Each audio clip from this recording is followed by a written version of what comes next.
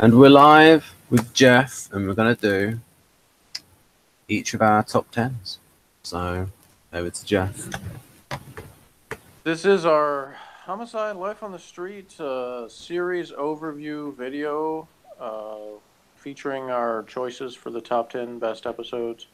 So we'll start out. I'm going to start out just giving a little bit of background information on Homicide the show, and then I'm going to ask Ben like his thoughts overall on the series, like what he expected going in versus what his take on it was actually after watching it.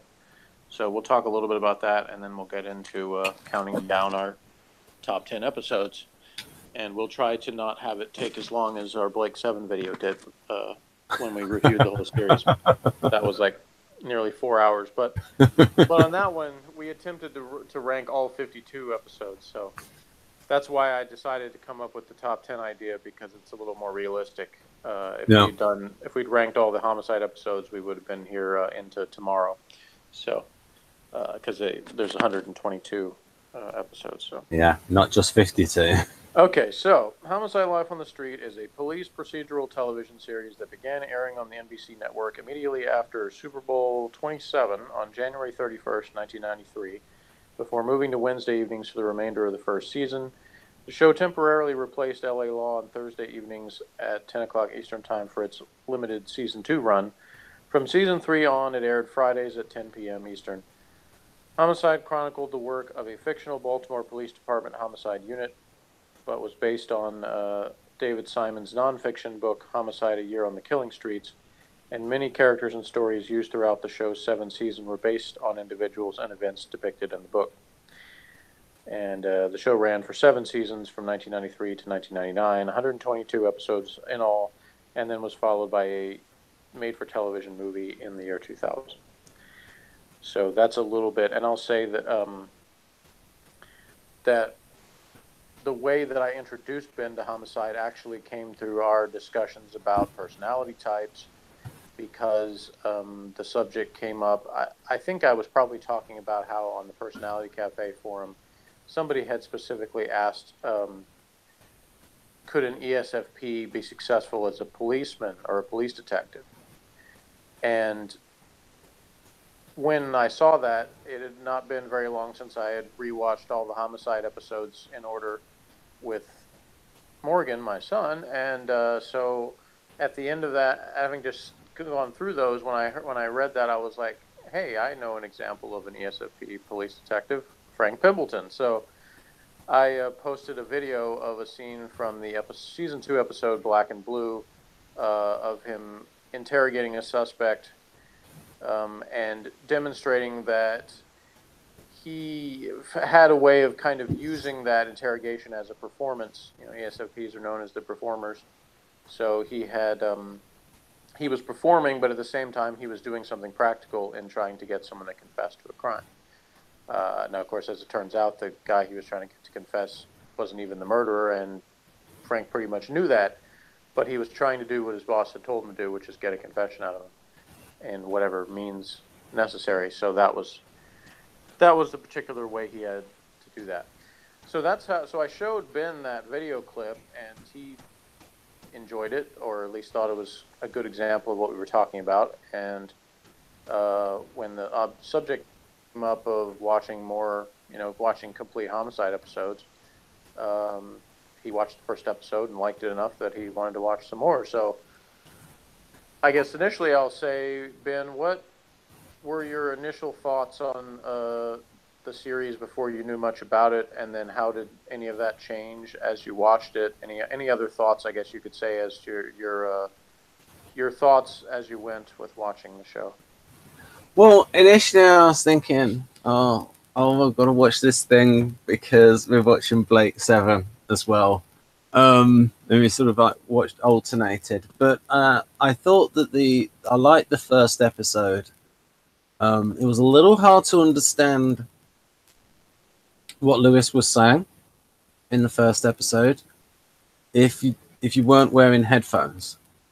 So it took me a while to get used to his dialects, I suppose. Um, uh, there were some good episodes early on, and that's going to be in one of my. Some of those will be in my top 10.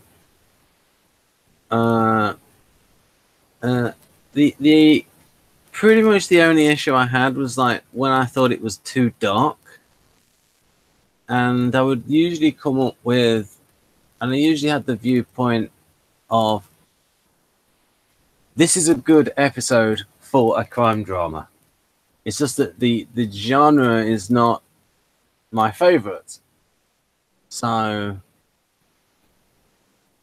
I always like trying to put it in that context. And then there'd be other episodes that I actually liked, that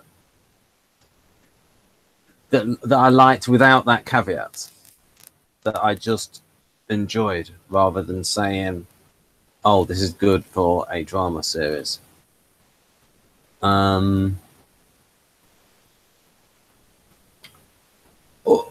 One of the things which kept me interested in the series was the ability to discuss the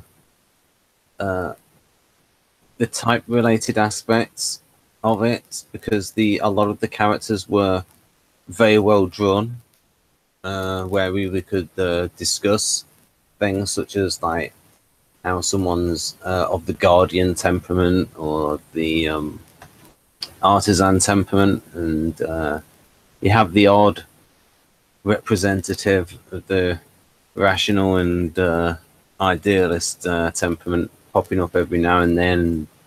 Sort of John Munch is the almost archetypal ENTP. But I suppose more of my thoughts will come through the series as we go through the top 10. You mentioned crime drama not being your favorite genre. Are there other crime drama shows that you have enjoyed that you remember? I like Columbo. Okay. But that was a bit more of a. It wasn't as gritty, and it was more of a mind thing, I suppose. But yeah, I mean, Columbo, I guess. The difference, of course, I mean, there's some similarities in the sense that most homicides are not actually mysteries. But of course, there are episodes where we don't actually know for sure who the murderer is. yeah, And Columbo pretty much always tells you at the beginning who the murderer is. And it's just a matter of how Columbo breaks down the suspect and gets him to eventually confess or be caught in some way. now when they actually started talking about, that's something we can mention, because this actually brings up a theme of both Columbo and Homicide: Life on the Street sort of broke new ground in that before Columbo, everything was a whodunit. Whereas with Columbo, it was like, well, we're going to show you who done it, and then it's how you catch the person who done it. Yeah, and I can enjoy both of those, but if you just ask me straight up, all things as being equal, which would I rather see? I'd rather see the whodunit, if it's done well. You know, I'd like to be able to piece together clues and see, and have more suspense on who the culprit is. I think I get tired of something like Columbo faster than I do something where there's more mystery involved. Because yeah, it can be interesting. It's makes it kind of a psychological thriller kind of Yeah. thing when you're like, did it, but you don't know exactly how it's going to unravel. So that can be interesting, but I don't think as interesting as a well done actual mystery. Now,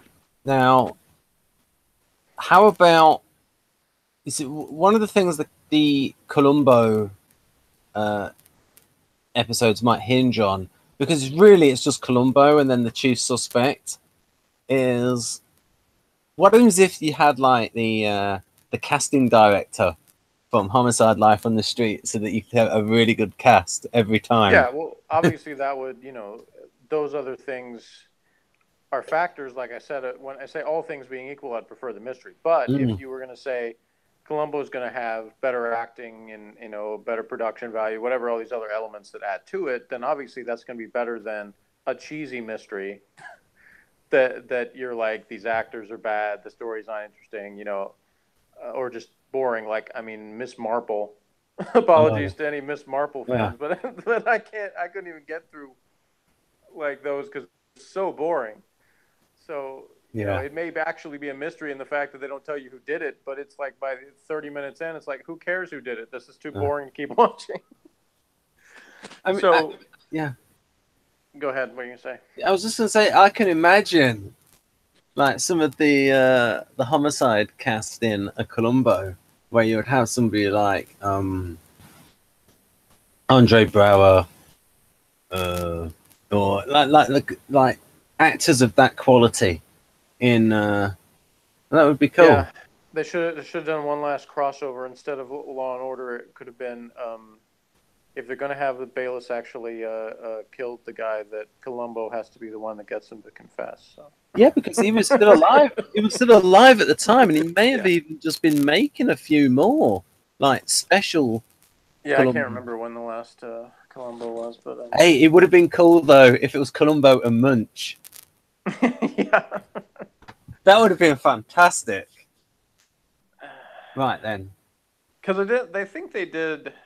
Didn't they do one with like his real life son that was like Son of Columbo or something like that? I could have sworn there was one like that. So he would have definitely been around. You could have had him and him getting Munch to confess to the murder of Gordon Pratt, or something like that. So what we can say, yeah.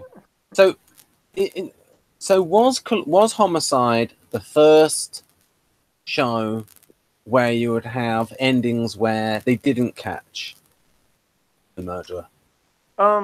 I wouldn't say the first period, but they were certainly were one of the first to do that more regularly. And of course, the show itself did it less as they went on because the network didn't want them to do that as much. Contrasting with a show like NYPD Blue, usually NYPD Blue would reserve those for like more like events. There was like sweeps. They might have a case that went 2 or 3 episodes or things like that. But you pretty much knew that eventually they were going to get the person. It just sometimes would take a little bit longer. Whereas on Homicide, you generally didn't know because there were some cases where they simply weren't going to ever solve it. And of course that, gives us a chance to mention from the first season that a lot of the first season was devoted to the continuing case of the Adina Watson case. And again, that was a battle with the network because they kept saying, oh, this is a really quality show, but you need to wrap up the Adina Watson thing and get that solved so everybody can feel good about that.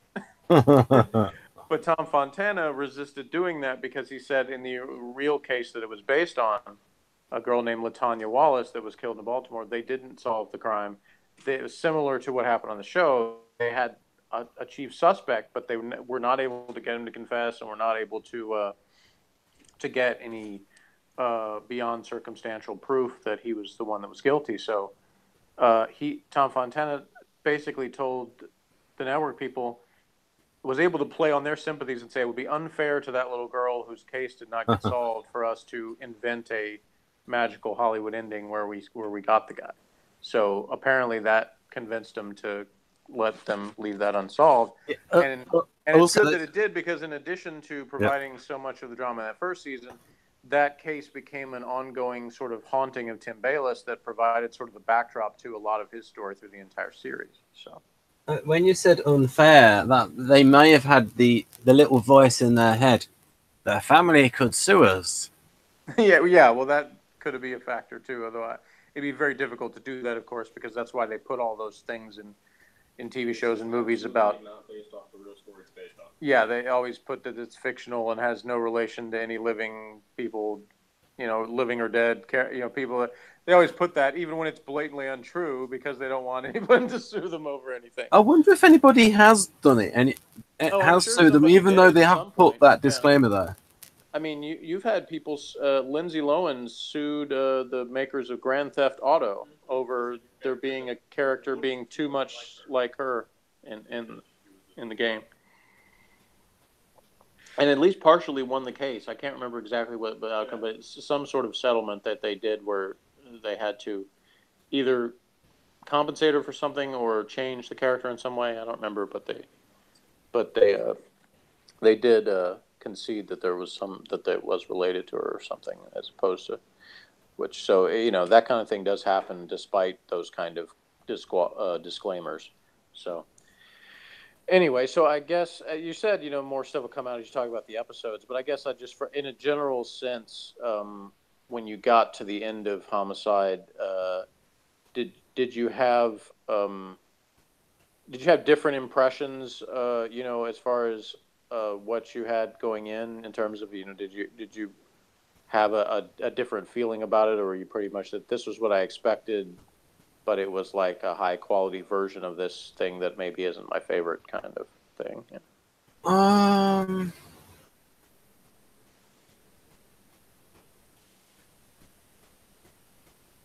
I think there's just that thing where as you become more familiar with the series and you've seen more with the characters, that is sort of the difference between how you see. So, for instance, if I saw some of the earlier episodes again, but whilst I'm more familiar with the characters, then I might see some of those episodes differently from a character point of view, especially if they were more character focused. But yes, another thing I can say about the series is that extremely good actor. Even hardly anyone turned up and couldn't act properly. So very good caster. Yeah. As far as the sort of unique production aspects to Homicide, like when they started out, they had like a lot of kind of jerky camera movements and things where they would repeat a line 3 times from different angles, things like that, and it was kind of a grainier, darker thing. And as it went on, some of those things got kind of reduced or eliminated. Did you prefer the original look of Homicide, or were you fine with them changing, or do you not really care one way or another? I wonder if the network might have said something silly like, hey, we've got good-looking women on this show. You get that camera clear or get that picture clear or something. Oh, yeah. I mean, all of those aspects, the network was always trying to change it. But I guess I was just curious what you preferred or whether it mattered to you.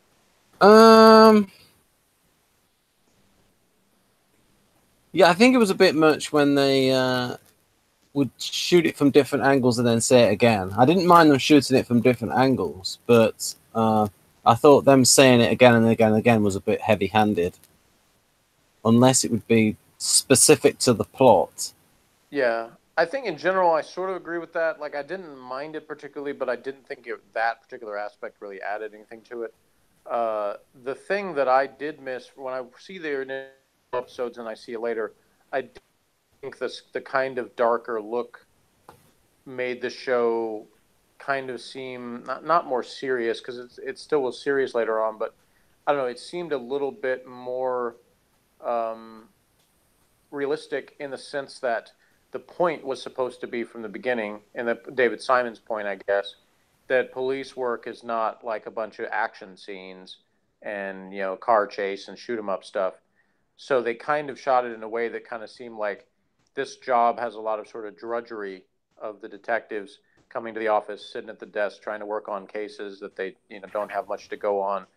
And the initial way that they presented it kind of lent itself to that better. When they went on, made it a little bit splashier and had a new title sequence and kind of tried to make it a little bit more showy, I guess you could say, then it seemed less that way. It's not that it became completely unrealistic, but it was a little more of we're trying to balance the typical TV type things with still trying to tell good stories. So there was something that happened in the movie that when you had the character Frank Pembleton talking about the color of the sort of squad room, was that like an inbuilt criticism of the producers of the show that might have wanted it a different color or something like that?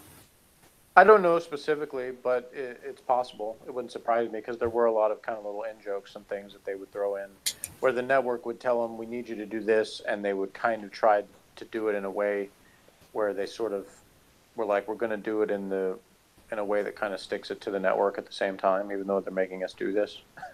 Like they told that they pushed the love story with Dr. Cox and Kellerman, and so they tried to make that as awkward as possible on purpose because they were like, we don't really want to do this, so we're going to make it this kind of odd relationship that isn't really satisfying for anybody. And of course, the same thing ultimately with the Luther Mahoney situation is that the network pretty much said, as opposed to the Adina Watson case where they didn't bow to network pressure to solve the case, they did bow to the network on getting rid of Luther Mahoney, but the way they did it was in a way that it was going to linger as opposed to being a happy ending for anybody. So I actually found something out about John Cedar, that like he was doing well as a boxer and he wanted to be in the 1992 Olympics, but his acting career took off, so he decided to do that instead. There you go, little behind the scenes trivia.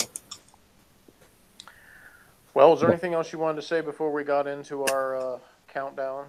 No, not really. Okay. Apart from the audience might have to bear with us when I try and pull up the relevant slides. Yeah. Okay. Well, we'll do our best, and then when we get finished with that, then we can have any wrap up comments. I guess maybe if there's anything else you wanted to say, because you mentioned like the type aspect. So if there's any other things that you wanted to point out about that at the end, we can do that too. So I guess at this point we'll proceed with our individual choices for the top 10 best episodes of Homicide.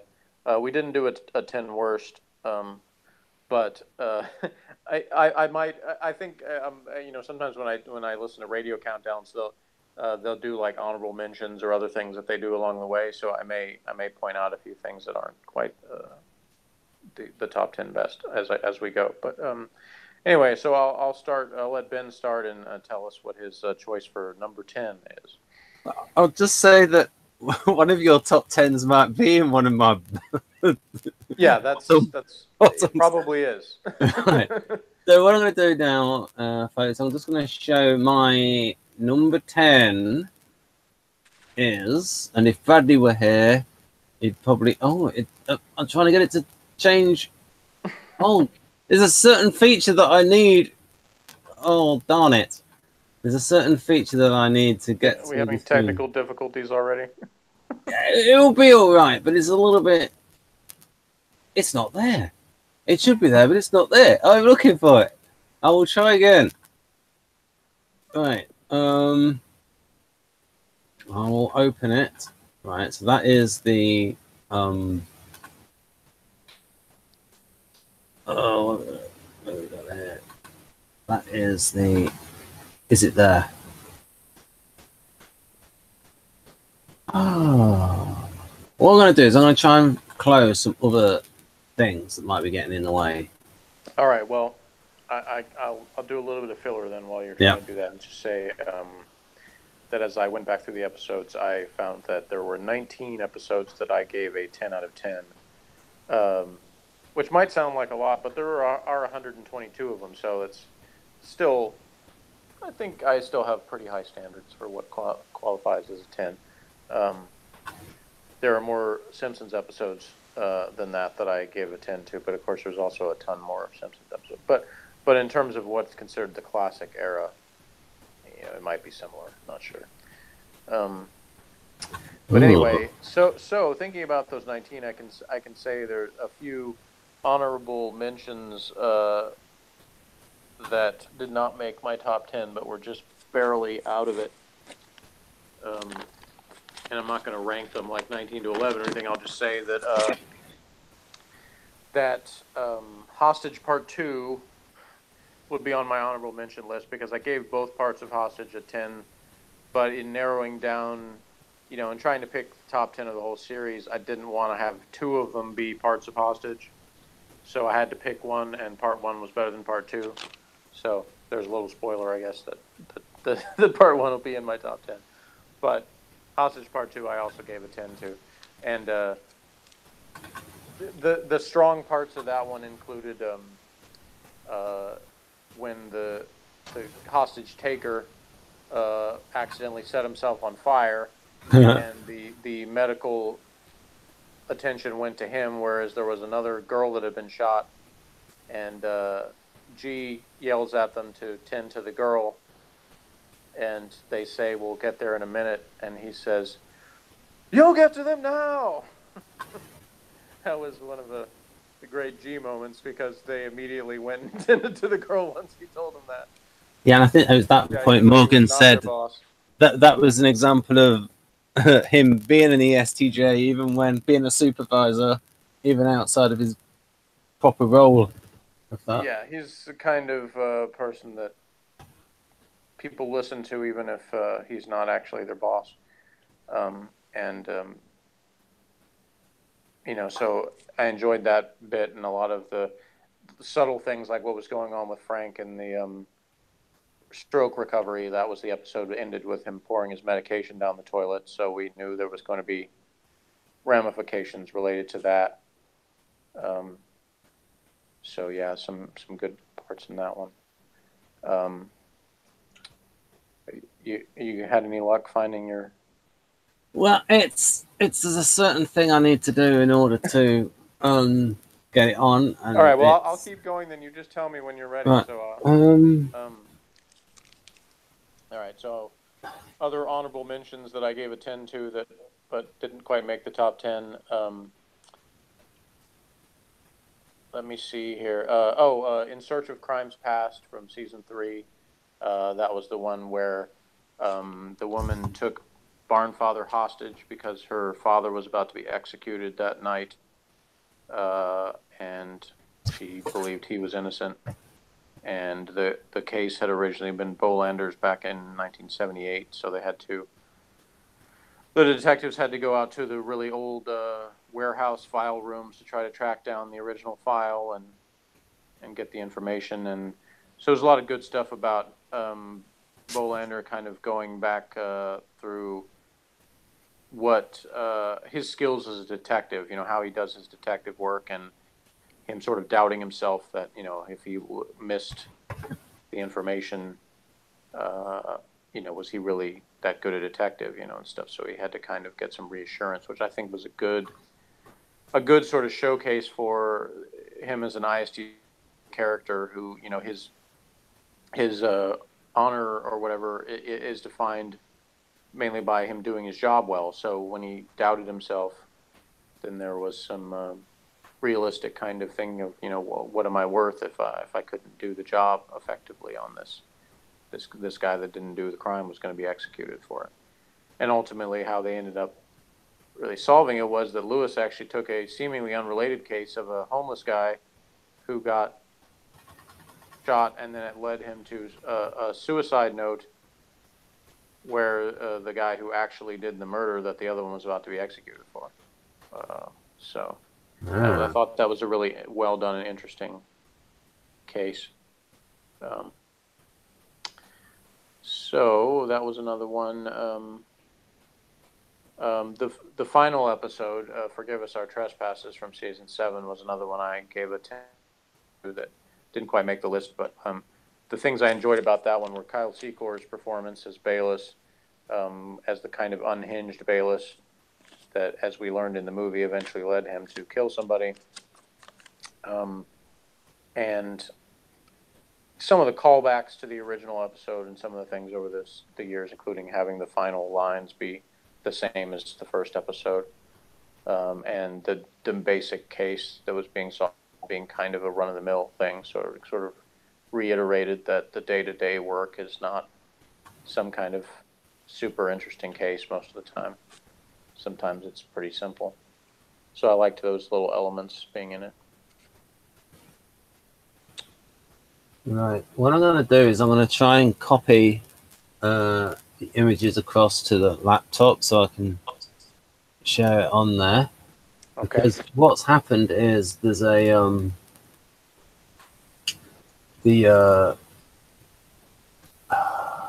forgotten what it's called. The sort of like the desktop manager bit has failed on my big computer. So I can copy them across, and I'm just copying them to a stick, and then I should be able to show it on the laptop. All right. I'm just scrolling through here to check on my other 10 out of 10 episodes. And if that doesn't work, what I'll do is I will set the camera up and point it at the screen. Okay. Let's see. So I counted about 3 or 4 of them, I think, there. So I'm going. Oh, work related from season 4. The season 4 finale. That was the one that ended with Frank having a stroke. And that one, you could say, well, it's not that exciting until the final scene, but that's kind of why it's good to me, is that the cases themselves were kind of interesting without being necessarily anything spectacular, but they kind of set up that the whole, you have episodes like both of the next 2 seasons, season 5 and season 6, they ended with 2-part episodes where they really, in the first part of the 2-parter, had a bunch of action going on and a bunch of just suspense through the whole thing. And in the case of season 6, that continued into the second one. So, it was in Fallen Heroes, both parts 1 and 2, there's a ton of action all the way through. And in Partners and Other Strangers, there was in the first one, and then, a little bit less in the second one. But they both kind of have this, well, we're ramping up everything from the beginning kind of through the whole episode. What made Work Related good was that it seemed like things were kind of run-of-the-mill all the way up until that final scene. So they used that to kind of set it up as being that it just comes out of nowhere, because up until that point, it's just another case that Pendleton and Bayless get, where a stupid kid does a crime, does a murder, and they're going through all of the typical things they have to deal with, including, the lawyer of the kid and all the other stuff, where everybody is just kind of being annoying. And then in that same episode, you had Kellerman and Lewis getting a case where somebody got killed in their car because somebody dropped a bowling ball off a bridge. And so they were trying to determine whether, somebody did it on purpose, it was an accident, it was just kids playing around, and there just happened to be somebody under there, and they don't really get much of a clue.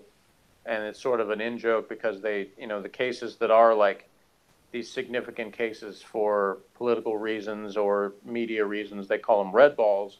And in this, you had a red bowling ball as the murder weapon. So it was literally a red ball, but not a case that was going to get a whole lot of media or attention from the bosses. So I enjoyed that one quite a bit also. So they could have called that episode, "When is a red ball not a red ball?" Yeah. One from season 6, season 5, that I gave a 10 to, that if I had put on my list, Ben might put on his worst list, because he did not like it nearly as much as I did, was The Heart of a Saturday Night. And one of the things I liked about that one was there are not that many episodes over the course of the series where they examined things from the victim's point of view. It was very much more from the cop's point of view.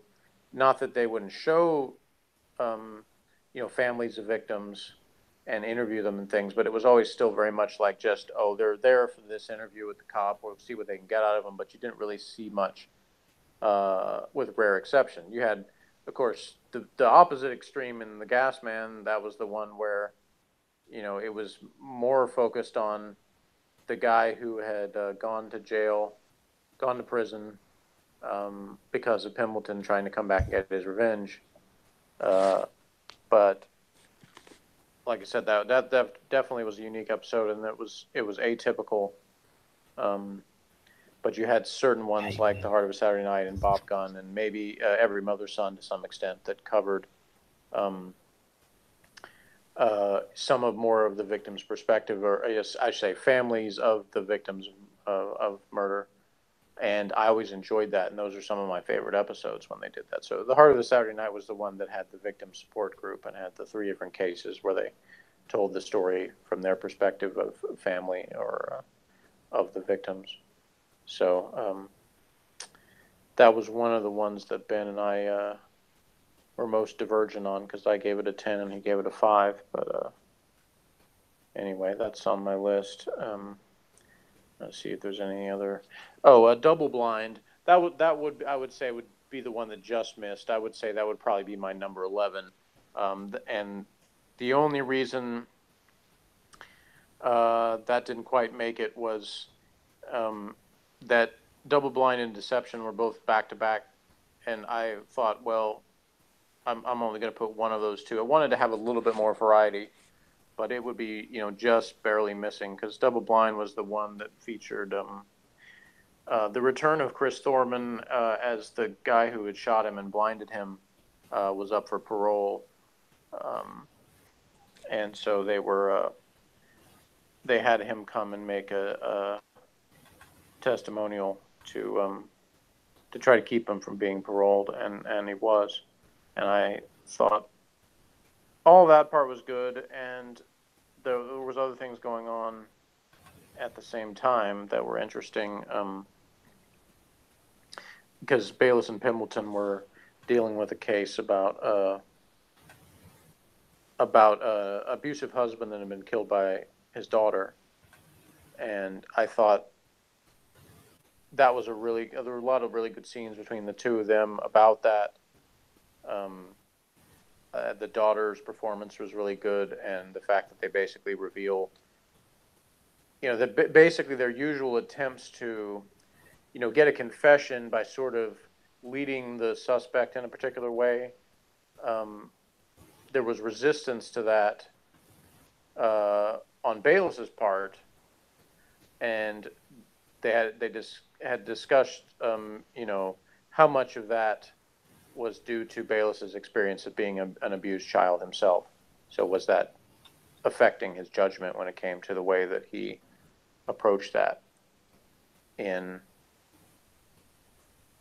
them finding out that the daughter was not really a self-defense killing, wasn't coming at her in any way, that she had told him to get down on his knees. The medical examiner, Cox, had revealed that, from the trajectory of the bullets, that she had shot him again while he was down on his knees. So, all of that I thought was very well done. So that one's definitely, I just missed the top 10 episode.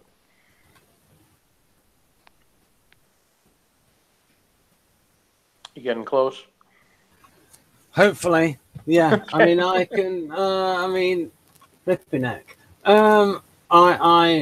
What I'm going to do for the moment is I am going to, that thing won't go over there.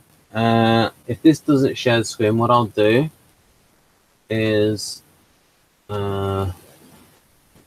application windows not there. Hang on a minute.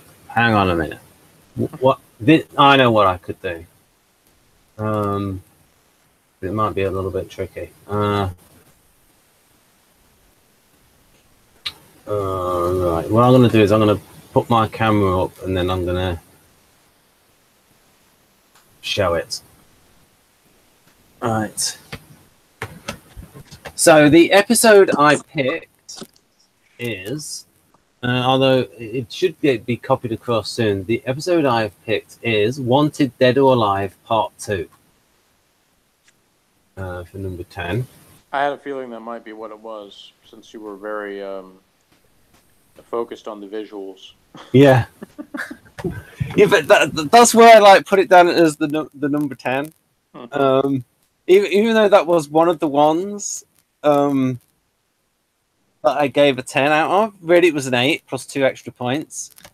Yeah, and I understand, and I'll let Ben talk about what all he liked about that, but I'll say that I listened to the beginning of our Blake 7 overview again, just because I was kind of trying to get it refresh my memory as to how he did that.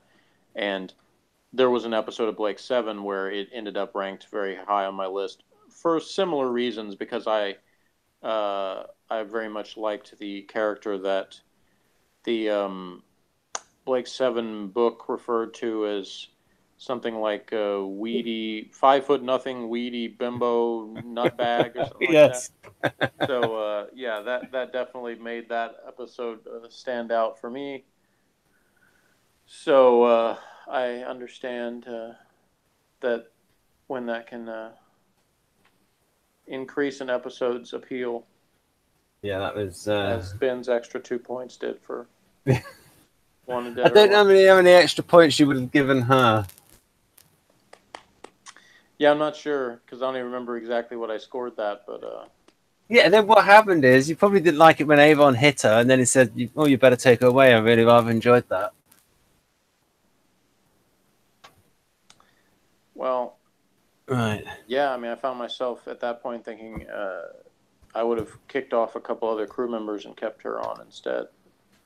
Um, that's what I was saying. Actually, when I watched an NYPD Blue episode last week, where one of my favorite actresses, Charlotte Ross, was on there playing an abused wife, and I had kind of just what we discussed earlier about people getting away with crimes being more rare on cop shows that aren't homicide. I was kind of rooting for the guy to get away with it, and until he started like hitting her around, and then I was like, okay, take him down. Right. Don't treat my girl like that. Right. I might be I've able been a to. fan of Charlotte Ross since back when she was a teenager playing Eve on Days of Our Lives. So, Ah. and ironically, she would return to NYPD Blue later as a regular character, as a different character. So, Right. So this might work on the laptop. And here we go. a lot of hype. Lot of hype. Better work. Right. So share screen. Application window. It might work. Yes, it works.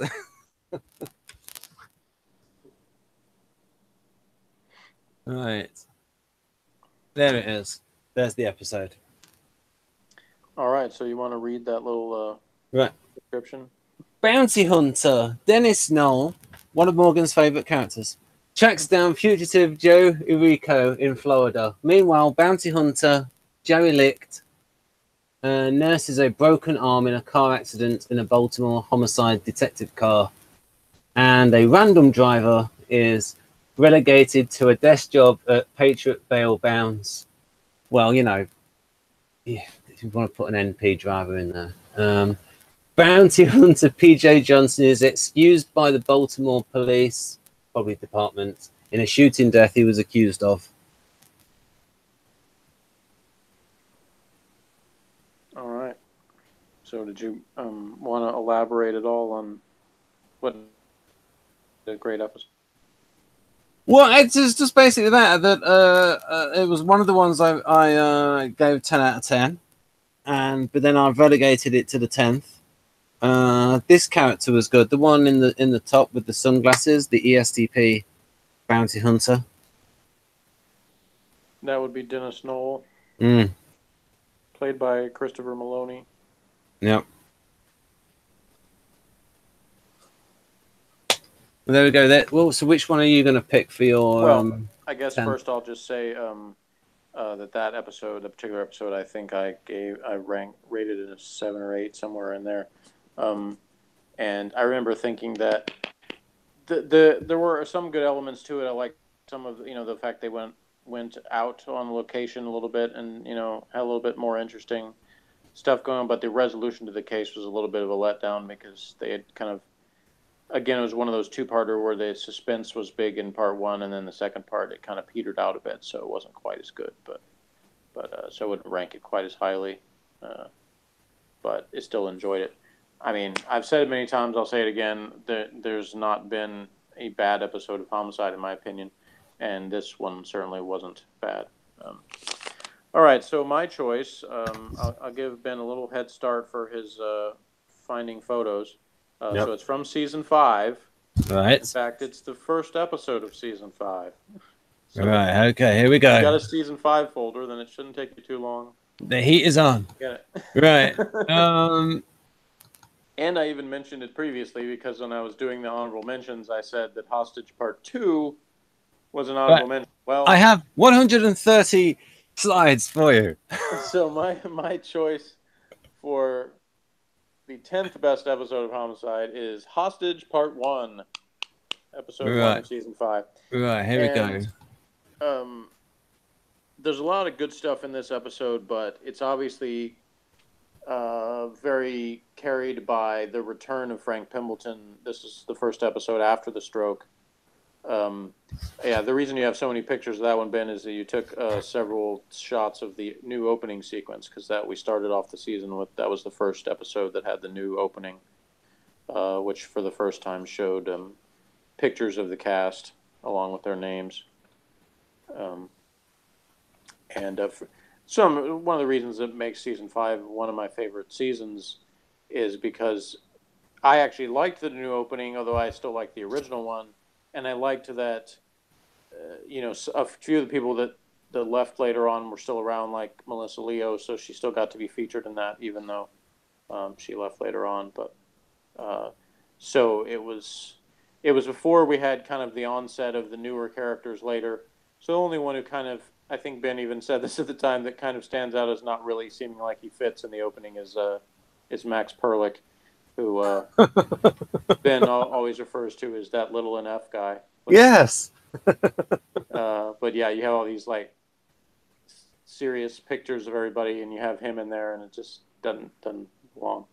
But anyway, but the episode is very, it's intense, but it also has moments that are more subdued. And I really like my favorite part is when Frank first comes back to the squad room, and you have the music, the song plays as he gets out of the car, and makes a slow walk into the police building and up the stairs. So I really thought that was a great moment. And there's other little moments with his, coming back to the squad, his discussion with G about what he's going to be doing, is being upset about being relegated to staying at his desk and only being there half the day. So he feels very helpless and like restless to get back into actually doing detective work and not being, what he considers to be like basically a secretary, where he's answering the phone, and it shows his difficulties even with some of those duties, as he gets tired very easily. He has trouble remembering information, so when he tries to do the lunch order, he forgets what he's doing. And when somebody calls for information about the hostage situation, which is going on, of course, he forgets who he's talking to, and so he has to start from the beginning with that. I read on Wikipedia that and I don't think you mentioned it at the time, although I could be wrong, that the studio was telling the program makers to hurry up and have Frank get back to normal. Yeah.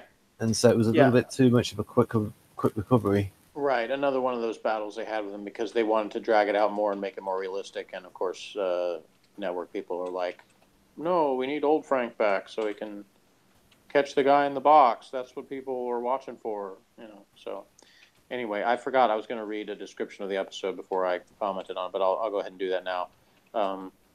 Pimbleton returns to duty over the objections of the top brass, who want him shipped to a position with no responsibilities, but has trouble coping with the physical and mental limitations placed on him by his stroke.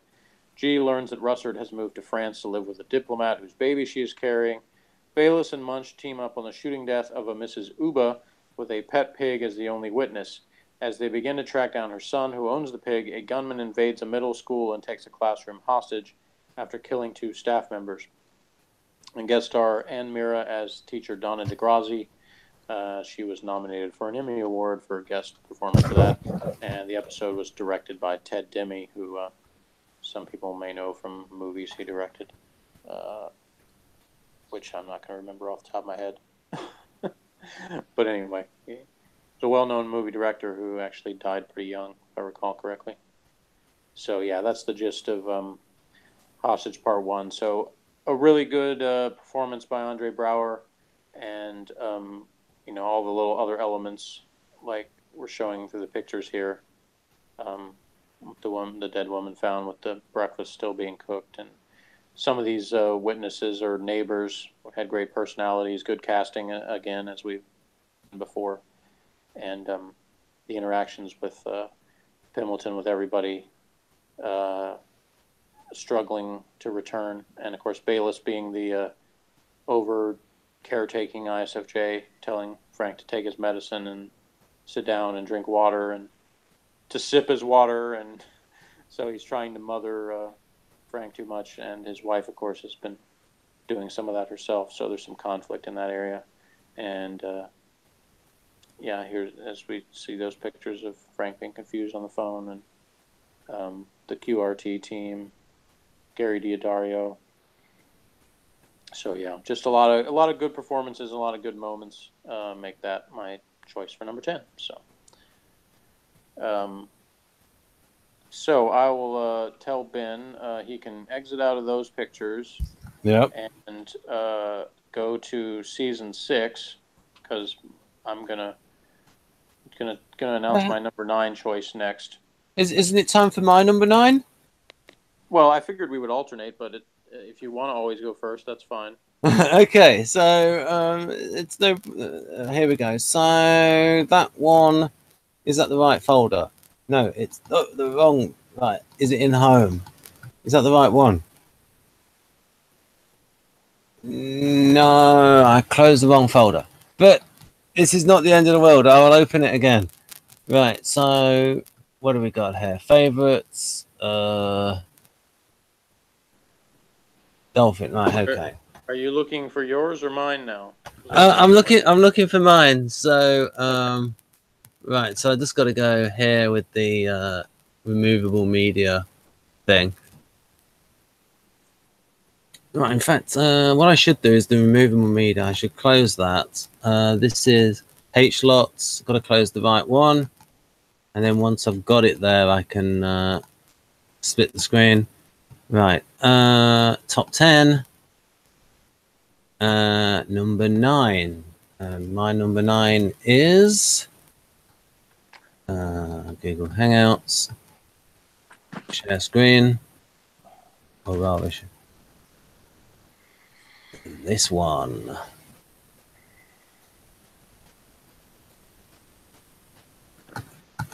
Mercy.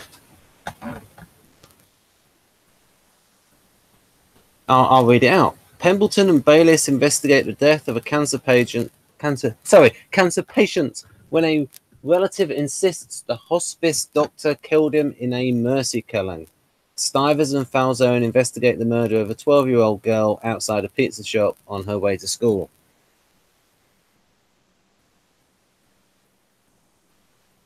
Are you there, Jeff? Yeah. Right. Yes. So I like this because the acting from Alfie Woodard was very good, and because in the scenes in the box, it was an equal battle between her and Frank. And I always like that when Frank is up against somebody who is equal in the box. Yeah, I agree. I think we were very much in agreement on this episode of what were the strong points. I also gave it a 9 out of 10, so definitely a good episode for sure.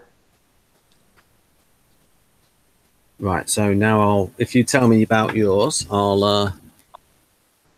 Okay, so you'll want to load up the pictures from season 6. Trying to get what number it was, so episode 4. Right. Season 6, episode 4. And this was definitely this is one of 2 episodes that Ben gave his lowest rating.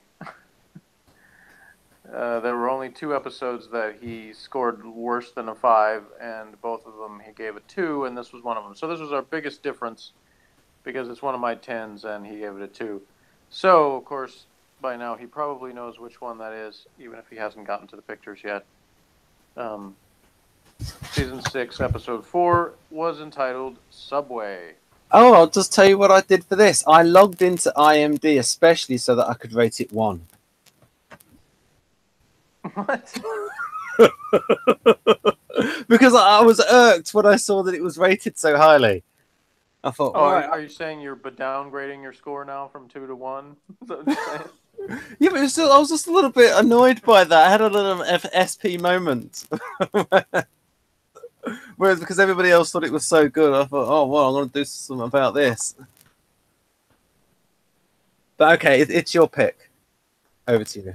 Okay, so Subway featured guest star Bruce McVitie as a man suspected of pushing John Lang, played by Vincent D'Onofrio, into the path of an oncoming subway train. The Baltimore Homicide Department is informed that Lang will be dead within an hour, and Pimbleton tries to solve the case while comforting Lang in his final minutes. Yoshimura based Subway on an episode of the HBO hidden camera documentary show Taxicab Confessions, in which a New York City detective describes a real-life instance of a man trapped between a subway train and platform. It was filmed on location in the Baltimore Metropolitan Transit Authority station. The director, Gary Fleeter, included cinematic elements that were uncommon in the traditionally naturalistic show. Subway received overwhelmingly positive reviews from not just me, but ranked number 3 in its time slot during its original broadcast. So it was finished behind 2020 and Nash Bridges. The episode won a Peabody Award for excellence in television broadcasting and was nominated for 2 Emmy Awards, one for Yoshimura's script and one for D'Onofrio's guest performance. So, you know, what I'll say, what I loved about it is that that it's sort of like the intensity of the situation is balanced by the hopelessness of the situation and the fact that in a lot of cases where you have an emergency situation, you have them racing against time to try to save the life of somebody. Whereas in this, right at the beginning, they're told that basically once they get the cars separated or whatever, the guy's going to die. And they'll do everything they can to save his life, but they're not very hopeful that this can happen. And so you have a homicide detective in Pimbleton who is normally his job is to examine facts, talk to witnesses after someone is already dead. He doesn't get to talk to the victim. And in this, not only does he talk to him, but he basically has to, in some ways, act as a partial caretaker to him to try to comfort him in his final hour of his life. And meanwhile, you know, Bayless is talking to the guy who may have pushed him in to the subway and researching him. And Lewis and Falzone are out trying to find his girlfriend, if for no other reason to allow her to say goodbye to him before this happens. And of course, there's a lot of just little ironies about that. Like in the course of looking for this woman they only have a partial description on, who's out jogging, they see several people who could possibly be her. They even stop a girl to ask her, and one of the actors ad-libs, "Are you sure?" when they ask her if she's who this person is, and she says no, which is funny. And of course, in the period of time they're arguing about whatever they're arguing about, the actual girlfriend goes by. And so another one of those just fantastic elements to that. So there was a lot of intensity, but there was also some comic relief. There was just really strong performances by everybody involved, and and in the production as well, and pulling this off in the real subway station. And, you know, with the behind the scenes information, especially about how little time they had to get everything done. They didn't have a lot of retake time. Andre Brower said it really sort of amped up the intensity, knowing that they didn't have a lot of retakes or things. They had to get it right the first time, and he really enjoyed that. Thought the script was really good. And one of the things that Ben disliked the most about it was one of the things I liked the most, which was also one of the things that James Yoshimura said he was insistent on, which was making the character that was dying not some likable guy that everybody was going to root for, but that he was a jerk, kind of obnoxious, and makes people kind of have that dilemma. Because if you have some where everybody's rooting for him, then there is no dilemma there. You're like, well, we hope he makes it, and then it's a tragedy when he doesn't. In this case, you have somebody who is an unlikable character that you still get to know somewhat over the time, and you kind of have that internal dilemma of, does this guy, you know, should I feel less pain for this guy because he's a jerk than I do for somebody who's a nice guy when the exact same thing happens to him? Does that mean he deserves this to happen to him? You know, all those kind of questions that get brought up in a scenario like that. So those are the things that I like the best about Subway. So I won't. If you want to hear more of both my compliments and Ben's criticisms, then feel free to go and watch our review of the Subway back season 6, episode 4. So. We have one viewer at the moment, so yes, if you see our review of the Subway, we do have one viewer. Well, it's kind of weird because that I make a point of playing up these other compliments that episode got to Ben, because it's so anyone who knows me, it's against my character in terms of I'll often dislike something for exactly what he just said because it gets too much praise and too much hype, and so I'll find myself wanting to dislike it. But the thing with that episode is that I wasn't aware of any of that stuff at the time. I didn't pay attention to anything that was like critical reviews of TV shows, Peabody Awards, things like that. I wasn't aware of any of that. I just watched the episode for what it was. And the last time that I watched, the most recent time, I think was the most critical I had watching it. It wasn't like I was trying to dislike it, but I was trying to be like, find what the flaws in it were. And I can find the flaws, but every time I found a flaw, I said, that flaw is part of what makes it good. So that was the funny thing about that. But anyway, I can see from what's on the screen that this will be a great moment because we can both talk about this. Ben and I both have put Shaggy Dog City Goat as our number 8 choice. So I'll let Ben read the description and then we'll talk about it. Yeah. A couple give the police information about a murder-suicide while Ballard and Garty go after a pair of suspects outside their jurisdiction. Man, that's talk about a minimal description. Yes. So I'll let you go first and tell me what you liked about Shaggy Dog City Goat. First of all, the casting of these two was really good. Is that Steve Allen? Yes. And the original host of The Tonight Show. Yeah, because in England, we never really saw him. I don't think I just saw somebody I was aware of, like from little clips. So those two were very good. Jane Meadows, his real-life wife, played his wife in this. They frequently, did stuff together, so it wasn't unusual for them to appear as a couple. Do you think he's wearing a syrup? You asked me that at the time, and so because you asked me that, I know what you mean by that, where I would have been like, he's wearing syrup. What are you talking about? A syrup for figs. A wig, yeah.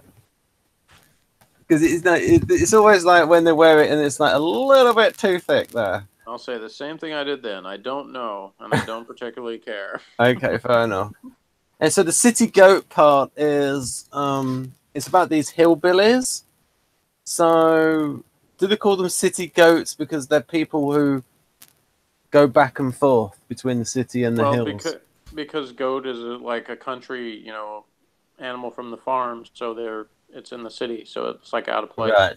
Gotcha. Kind of like in the hostage episode with the pig that we talked about earlier.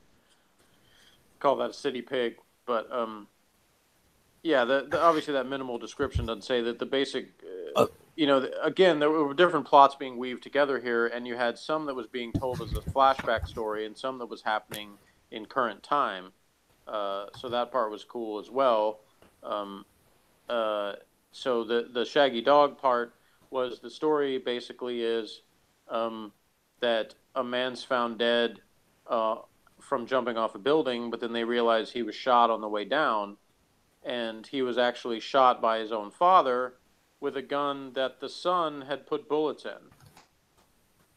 So he used to threaten his wife and pretend to shoot the gun, but the gun was not loaded. So the son put bullets in the gun, presumably with the intention of the next time the father did that, he would kill the mother. And instead, he killed the son, who was already on his way down to killing himself. And the story is being told by Dr. Cox at this medical examiner's convention or whatever. Yeah. And meanwhile, everyone's being served with papers from a wrongful death suit from Georgia Ray Mahoney, Arthur Mahoney's sister, And the city goat part that Ben already mentioned of is Ballard and Gardy trying to track down these two hillbilly brothers that are suspects in the murder over, that they were people that came into the city to buy drugs. So they killed a drug dealer. And another case where they did not catch the culprits by the end of the episode, though they actually do later in the season. And directed by Kyle Secor, of course, who played Bayless. So kudos to Eric Overmyer for the script and Kyle Secor for the direction and some great performances. I think this is one of those where each time I see it, I like it better than I did before, because I'll either notice little moments or details I didn't before, or just enjoy certain things, appreciate them more.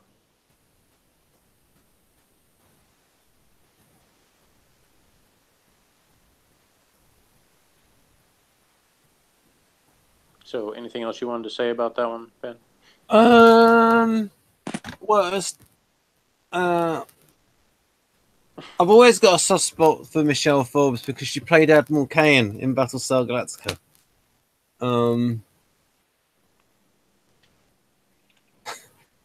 I just never put that bit in about the SJs on the right.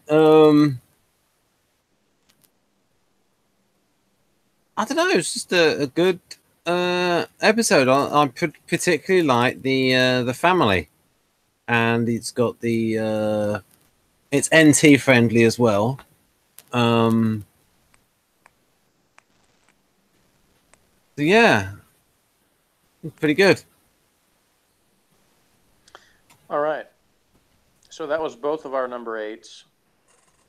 So do you want to do your number 7 next or my number 7 next? Well, I'll do mine. What I can do is I've just got to line things up so that I can do the screen grabs, so I can show the screen grabs as well. Although in this case, that's what I was going to ask, is if while you've got that, while you have your slide up, is it possible to be loading the other pictures at the same time, or is that not something you could do?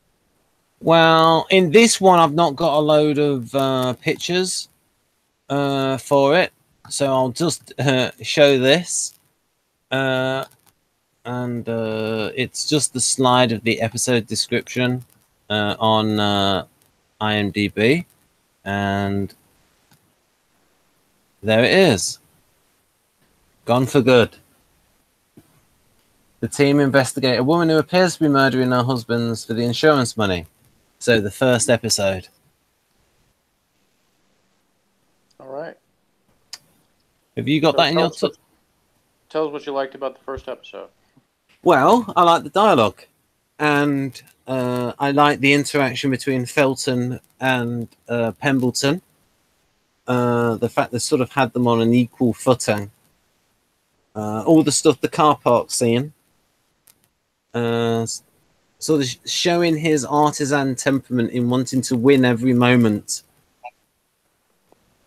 Even though there's been a long succession of moments where he cannot find the right car, the next one might be the right one, and therefore he will win that moment.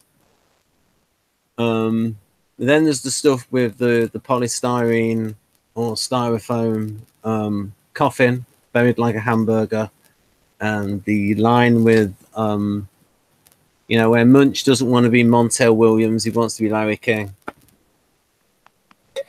Things like that. Yeah. Since that one is also in my top 10, I'll comment when I get to that on my list. It won't be too much longer. And I can tell you that you can look now for the pictures from season 4. Yep. Episode 12, because that'll be my number 7. Right then, the hat. Yeah. Open. And I will pull up the description of it so I can read that. Which episode is I've Got a Secret?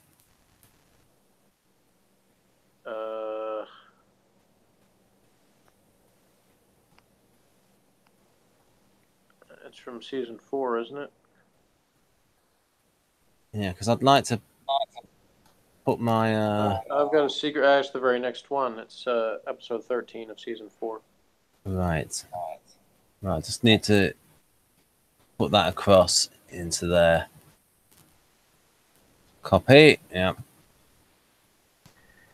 So, episode 12, season 4, called The Hat, was written by Henry Brommel, Trish Sudick, and Tom Fontana, and Anya Epstein, and directed by Peter Medak.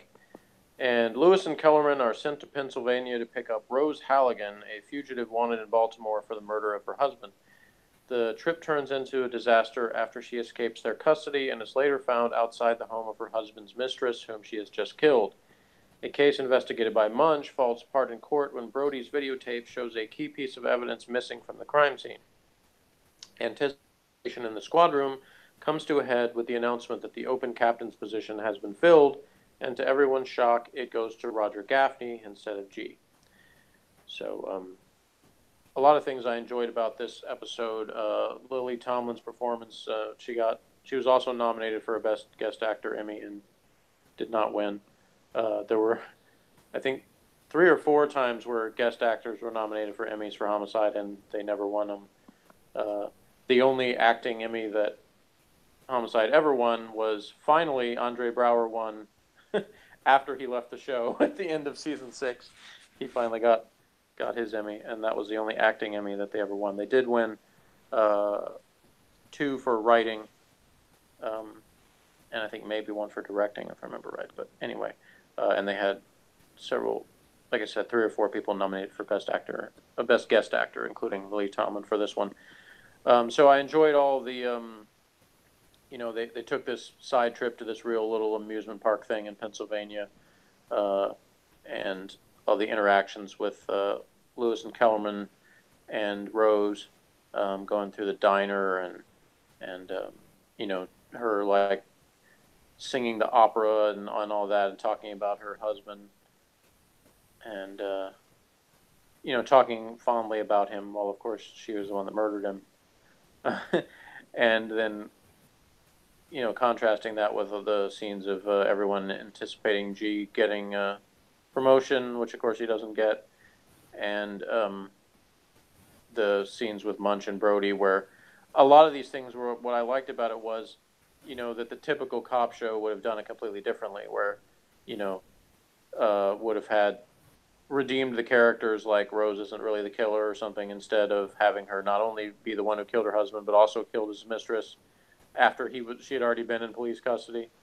And of course, Gaffney getting the captain's job, and Brody being super honest, possibly NF, as Ben would say, about we've got to tell them that this piece of evidence isn't on the tape, and then of course that gets the guy off, so they don't have some super happy ending where somehow they convict him anyway.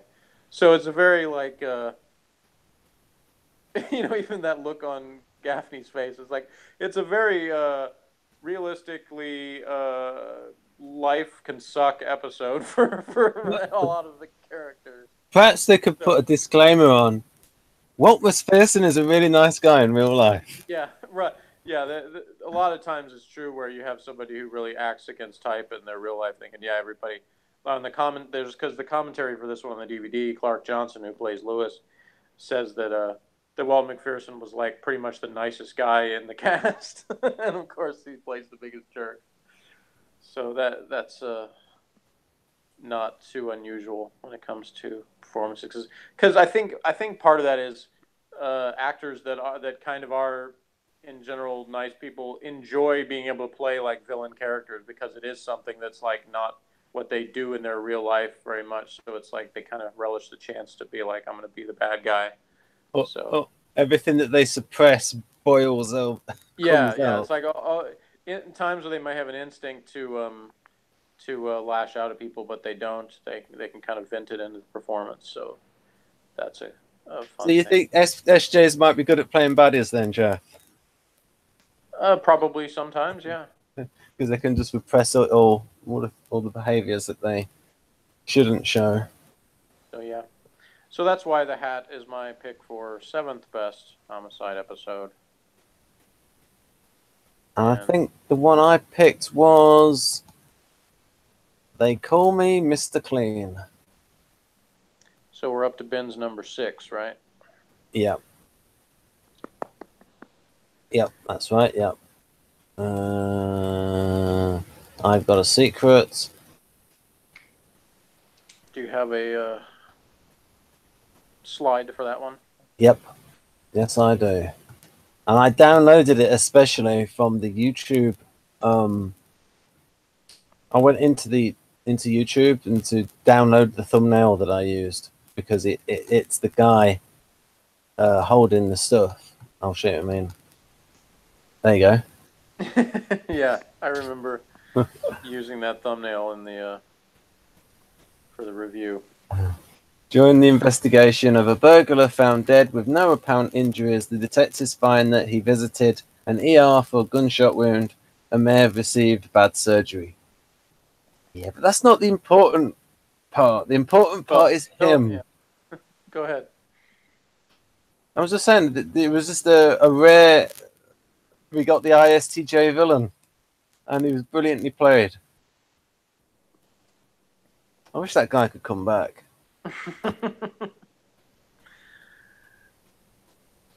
And I gave this one a 9 out of 10 too. I also enjoyed it quite a bit, but the only thing that kept me from giving it a 10 was that it was almost a little bit too realistic, and that it made me uncomfortable. The parts where they dealt with what happened to the guy with the surgery, because it was he had to let's just say a sensitive part of his body had to be repaired. Also, you had this random Dennis the Menace kind of guy, just that funny chase with them. As I said at the time, he's looks more like a lumberjack than Dennis the Menace to me. But anyway, but yeah, good physical scenes with that. You know, where you had Kellerman and Lewis chasing the guy. These pictures are up now. That's about Munch trying to figure out who Kay was dating, because she didn't tell anybody, but he knew she was going out with somebody. I think Ben made a comment too at the time, the good makeup, not only good makeup on the abused girl, but also the that she seemed injured, as opposed to actors that have the makeup but sound like nothing happened to him. Yeah, exactly. I hate it. And all that was to establish that this guy that may or may not have gotten as much medical care as he should have was a bad guy too. So it's another kind of recurring theme, is that the doctor was supposed to fix him because that's her job, but the guy was a bad guy who beat his girlfriend. And so again, it's one of those things where do you draw the lines on these things? Mimi Kennedy, by the way, is the actor playing the doctor.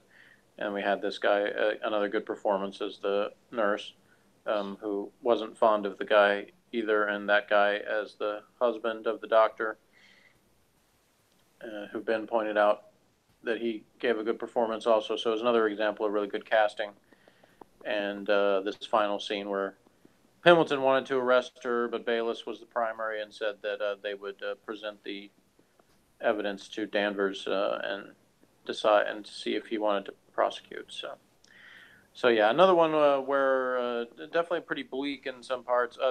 The result of this thing with that guy is he had killed his parents and buried them, and in the course of that discussion, it came out that Lewis had a brother that was mentally disabled and tried to kill himself, got put in an institution. No. Anyway, a lot of strong performances across the board there, so I enjoyed that episode quite a bit. So my next choice, Ben may have a slide for too, because he asked me about it. So I'm thinking this one is probably in his top 10 as well. But my choice for the 6th best episode of Homicide is Deception. Ah, right. So it's going to be season 5. Season 5. Episode 19. Thank you. Where did I put this one? Oh no, I put it at the same thing. I put it at number 5 as well. Well, it's number 6 for me. Yeah. So, okay, fair enough. But since is your next one, and we can kind of talk about it for both slots. I'll just copy that across there. Right, now we're getting into the swing of things. But I'll go ahead and read the Wikipedia description of the episode. The death of a Nigerian drug courier brings the homicide and narcotics units together in a plan to smash Luther Mahoney's organization. Mahoney shoots one of his own men and a bystander in a panic, and then is killed by Kellerman under questionable circumstances, with Lewis and Stivers also on the scene. All three write up the incident as a case of self-defense. Meanwhile, an ex-convict calls Munch with information on an old murder. There turns out to be a ruse so he can find the victim and kill him. Bayless agrees to re-partner with Pimbleton, then slips out without telling anyone to look after his uncle. The guest star Lewis Black as Punchy De Leon. So I guess we can both talk about what made this a great episode, but obviously it was a more action-packed episode than the typical Homicide, because we had the confrontation with, actually more than one confrontation, because we had the scene in the park with Mahoney where he shoots his own guy, and then we had Lewis beats him up, and then of course Kellerman ultimately shoots him. So it was kind of very much the climax of things that have been leading to this point in terms of the storylines, with various killings that Mahoney had ordered, but they didn't have evidence to get him on. So this was the culmination of that. And I sound redundant, but again, strong acting performances by everybody, and lots of little moments that were good along the way. And I liked the side story about Punchy and Munch, and so everything just to me clicked. Everything worked well, was paced well, and was just a really exciting episode where you can have plenty to say about the choices that the characters made and who was right or wrong to do whatever they did. And it obviously had ramifications for future episodes as well.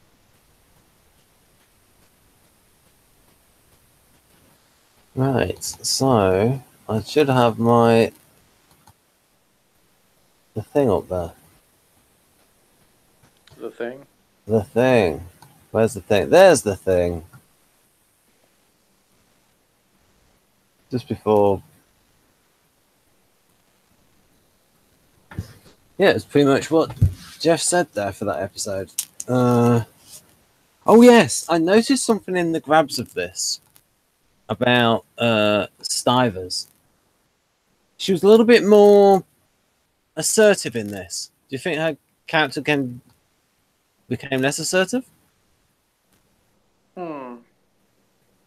Less assertive.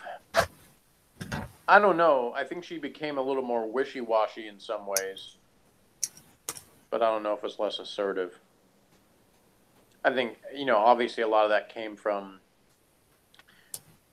she apparently was the one who had the most, whatever you want to call it, guilt or remorse or anything over what happened to Luther Mahoney, thinking that something was wrong with that and it affecting herself, and, saying she had trouble sleeping and things like that, whereas it didn't affect Lewis and Kellerman as strongly. But she would have been following the narcotics side all along, so maybe they could have made it better with trying to explore why she felt the way that she did, or was she just worried about her own career? And yeah, I mean, they did cover some of that, but yeah, it would have been nice, I guess, for her to discuss more of that. Maybe, I don't know. And then she's a little bit of an inconsistent character in some ways. And then she just became sort of like, that incidental character that you get in rom-coms where it's like the friend of the woman and then just offers some advice.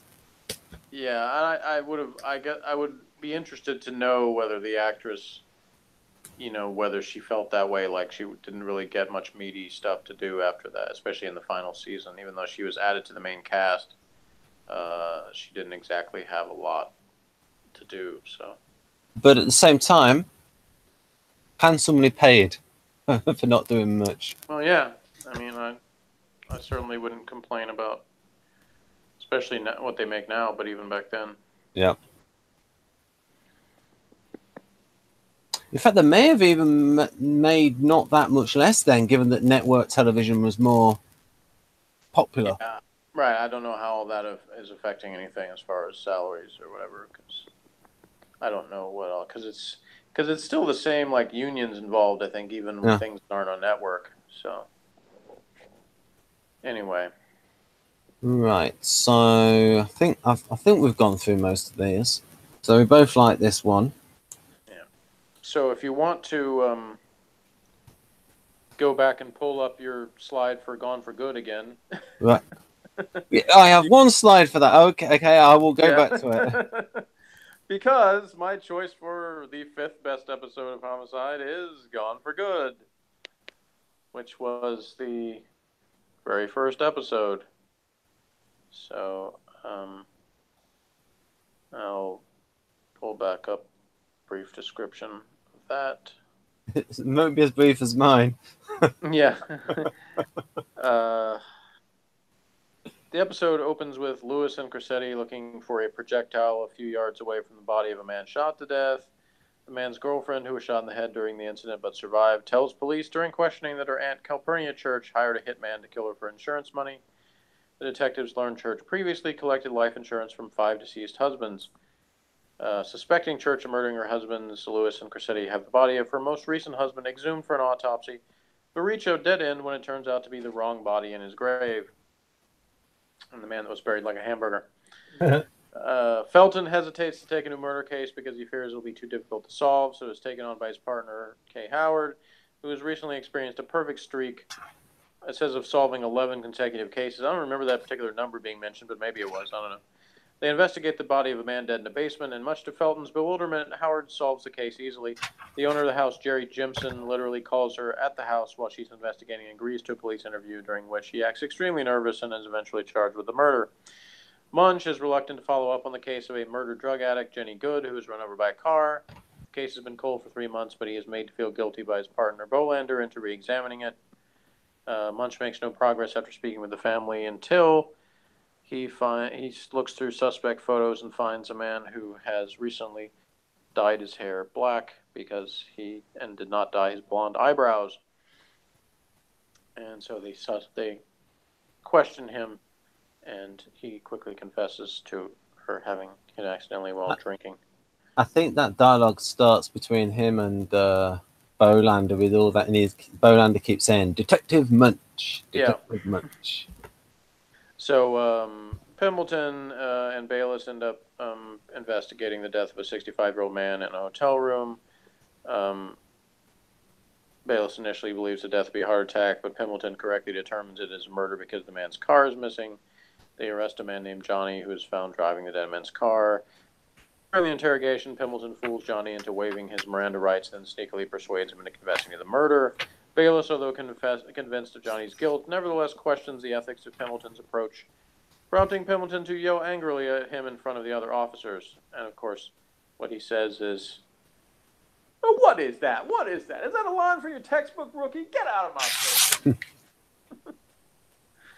So, the first of many great Pimbleton outbursts. He also tells him about, like, rules such as the guilty man falls asleep in the box, and does this little bit about what you're about to witness is not an interrogation but an act of salesmanship. So he's playing up his his skills, but again it's part of the performance. Again, it's sort of like he likes to be a little bit flashy and hype himself a bit, and he probably loves the fact that there's that one-way mirror there where other people can watch him. Yeah, right. He likes an audience. Especially an audience of people that he knows. Yeah. And you can see how he's impressed them. And, of course, the episode ends with Bayless responding to his first homicide as the primary detective, the brutal murder of an 11-year-old girl named Athena Watson. So, from start to finish, that episode has, like, a lot of good stories happening, a lot of good performances, and a lot of just really good drama and what makes a good show, as well as some of those elements that were unique to Homicide, like the camera, the way it was shot on camera, and some of those things. So, yeah, all in all, a very good start for Homicide. So. So that was my fifth best. So we're up to your number 4, right? I think so. Yes. And I will. How can I? I'm going to pick Every Mother's Son, and the reason I'm telling you that right now is so that I can put it in the folder. Which season is that from, Jeff? Every Mother's Son. That is from season 3. Right. So you're looking for the pictures from that one? Yeah. Is that Yeah, and it's just that I want to put this a particular slide in where I've got the okay. the Well, that's episode good because info there. it's season 3, episode 10. Yep. And it's also my number 4. So once again, we've come to complete agreement on that one. So I will pull up the description while you're getting pictures. Yeah.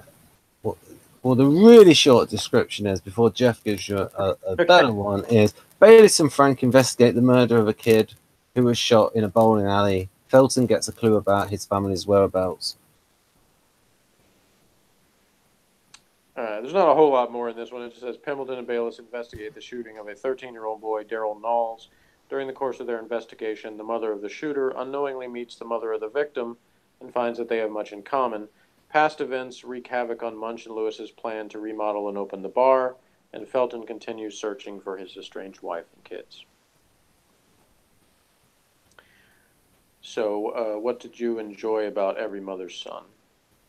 Well, the acting was very good, and then also the situation. There was a particularly good scene when when they're in, what did they call it? Not the fish tank. What did they call it? The aquarium? Yeah, the fishbowl or the aquarium. Yeah. Yeah. It's just the situation, the acting from the two mothers, these two on screen, was very good.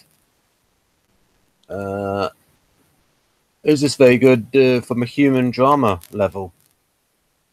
Yeah, on the DVD, I think the final season DVD, they had some of the main people that produced and wrote Homicide and asked them each what their favorite episode or favorite scene was that they participated in the creation of, and it was Tom Fontana, I believe, who said that this was his top choice. So, especially the scene of the two mothers talking. And we had the added bit where their other kids are playing with each other. Yep. And the one mother suggests, well, maybe they can be friends, but the other mother says, if that happened, what happens when later, the one kid finds out that the other one's brother is who shot his brother. So it really kind of, this is another one, like I said, that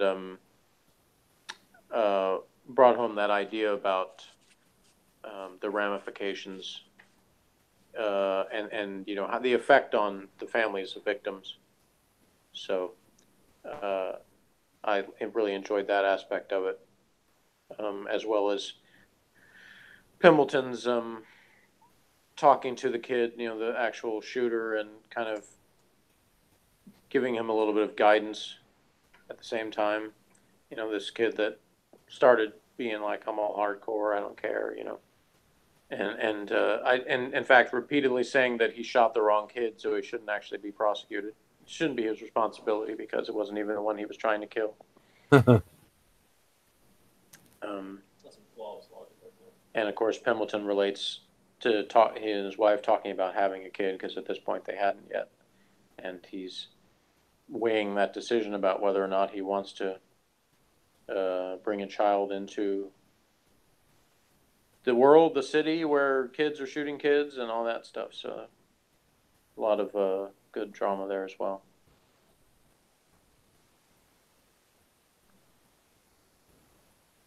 Right, so we both like that one. So which one should I show next? So you want to go with my number 3 or your number 3? It might be the same one again. We don't know. Okay, well, let's go. Oh, there's a good chance. Let's see which one I'm going to go with. Right. Right. Mine is called Cressetti, but I You don't. got it. That's my number 3 too. Now, which season was that? That is season 3, and is episode 4 of season 3. Unfortunately, it looks like I've not got that. Oh, wait a minute, I may have. Well, you should. You originally did.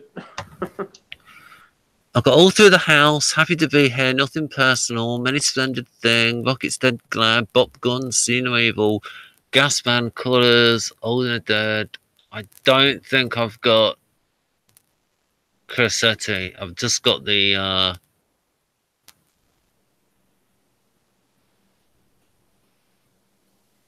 yeah, I've just got the And I guess maybe you either deleted them or they got lost on some other things. I remember at the time we did the review, you did have pictures because I remember them being on the screen. But anyway, so Cressetti was episode 4 of season 3, written by Tom Fontana and James Yoshimura and directed by Whitney Rancic. The squad is shocked when Lewis's longtime partner, Steve Cressetti, who was thought to have been on vacation, is found dead in Chesapeake Bay. Bolander, the primary on the case, gathers proof that it's a suicide, but Lewis initially believes otherwise and interferes with the investigation in the hopes of changing the outcome. As the squad prepares for the funeral, the brass tells G that there will be no honor guard for Cressetti due to the nature of his death. Pembleton, still struggling with his own issues of faith, finds his own way to honor the departed detective. And of course, that way was that he dressed up in the full police uniform and saluted him as the He did the honor guard. funeral procession walked by. Yeah, he was his own one-man honor guard. So, Ben, tell us what was great about Cressetti. well, I mean, particularly the reaction of Lewis to his friend's death, suicide, and we had a similar thing. This was sort of set up the situation with Kellerman, where Kellerman was thinking of doing himself in it on his boat, and so it was a very good It was particularly about the reaction of Lewis to the death was what I liked about it. Yeah, it was a really good performance by Clark Johnson as Lewis. But I liked some of the other performances too, and especially the way that each character sort of reacted to the news, and which ones kind of tried to comfort Lewis, and which ones were, a little bit more aloof about it. But I liked the little interviews when they kind of had the montage of people being interviewed about Cressetti, and Felton says the thing about, when they say, was he having any financial problems? And he says, yeah, aren't we all? So I think that was a good moment. And Bayless's contribution was talking about Cressetti running into him in the grocery store and telling him he had too many ingredients for his spaghetti sauce. And we had the Pembleton and Bayless trying to buy pastries for the reception. And another thing that's interesting about this episode is what was going on behind the scenes as to how it occurred. And I think you said that the actor said that he didn't want to be written out as somebody who had committed suicide, and maybe he didn't want to come back and shoot some scenes. yeah, there were several steps to that. One, initially when the network was, as we've said, they want telegenic actors and characters that they think are good looking. So when they have this fat Italian salami brain, as Lewis called him, the network was like, get rid of that guy, bring in better looking guys or whatever. So and they were pressuring about the budget and stuff. So Tom Fontana had to make a decision. And so initially what he said was, he told John Polito, who played Cressetti, the network wants us to get rid of you, but we don't want to do that entirely. We'll basically make you a recurring character. You just won't be in every episode. So we'll bring you back as many times as we can. We just, John Polito, of course, didn't like that. And at some point, he did an interview with some newspaper or magazine where he kind of bashed the way that the show operated, and so Fontana's attitude at that point then was, okay, well, then we'll just get rid of you, if you want to be like that about it. So it was a little bit of a petty thing on both sides. And at some point, when Polito found out that they were getting rid of him entirely, he said, well, that's fine. They said they were going to kill him off, and he said, okay, but just, make it something in the line of duty where he gets shot, not that he just kills himself or something. And so, of course, they made him kill himself. So Tom Fontana was like, let's have him kill himself. So, anyway, yeah, Tom Fontana's a great creative mind, but not always necessarily, not necessarily the least petty person, I guess you could say. Because, but I don't know how much particular actors were pain in the ass themselves, because he wrote out Howard as well, but there was a lot of thing that the way he said it seemed like Melissa Leo was unhappy with the character anyway, and basically sort of pushed him to that point where it was like she kind of wanted to leave anyway, so she sort of but she would never just come out and say it that I'm quitting, so it kind of left it on him to make the ultimate decision. But he basically said on one of the DVD things that, if you're constantly unhappy, then, maybe it's time to move on. So, anyway, yeah, so Cressetti, well-scripted episode, well-paced episode, and just another one with great performances all around. Even Cressetti's daughter and her one and only appearance did a good job, So that's our number 3 choice. We'll see how many of these we end up lining up on. But I think we actually, my guess, without knowing, just a guess, I'm going to say there's a good chance that my number 2 is Ben's number 1. So we'll find out if that's true. So we'll let Ben.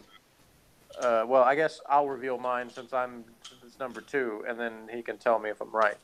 But my choice for the second best episode of Homicide is 3 Men and Adina. Oh. So was I right? Well, I didn't choose that as my number 2. It is your number 2? No, I didn't choose that one for number 2. Oh, okay.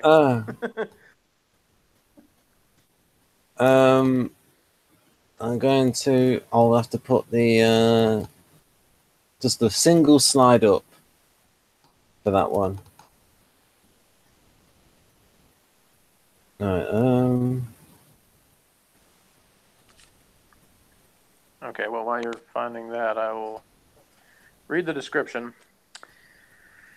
3 Men and Adina is the 5th episode of the first season, although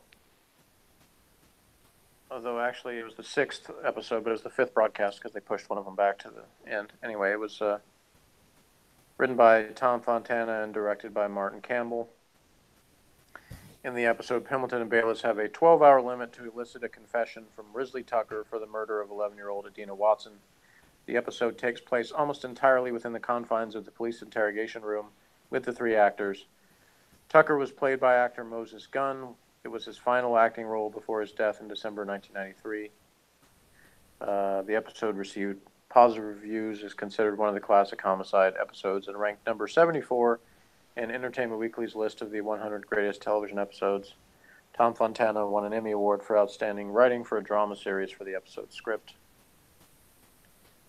So, I'm not going to read this entire plot summary here, but I'll just give a few highlights. Bayless is convinced Tucker murdered Adina Watson. Pendleton is less confident.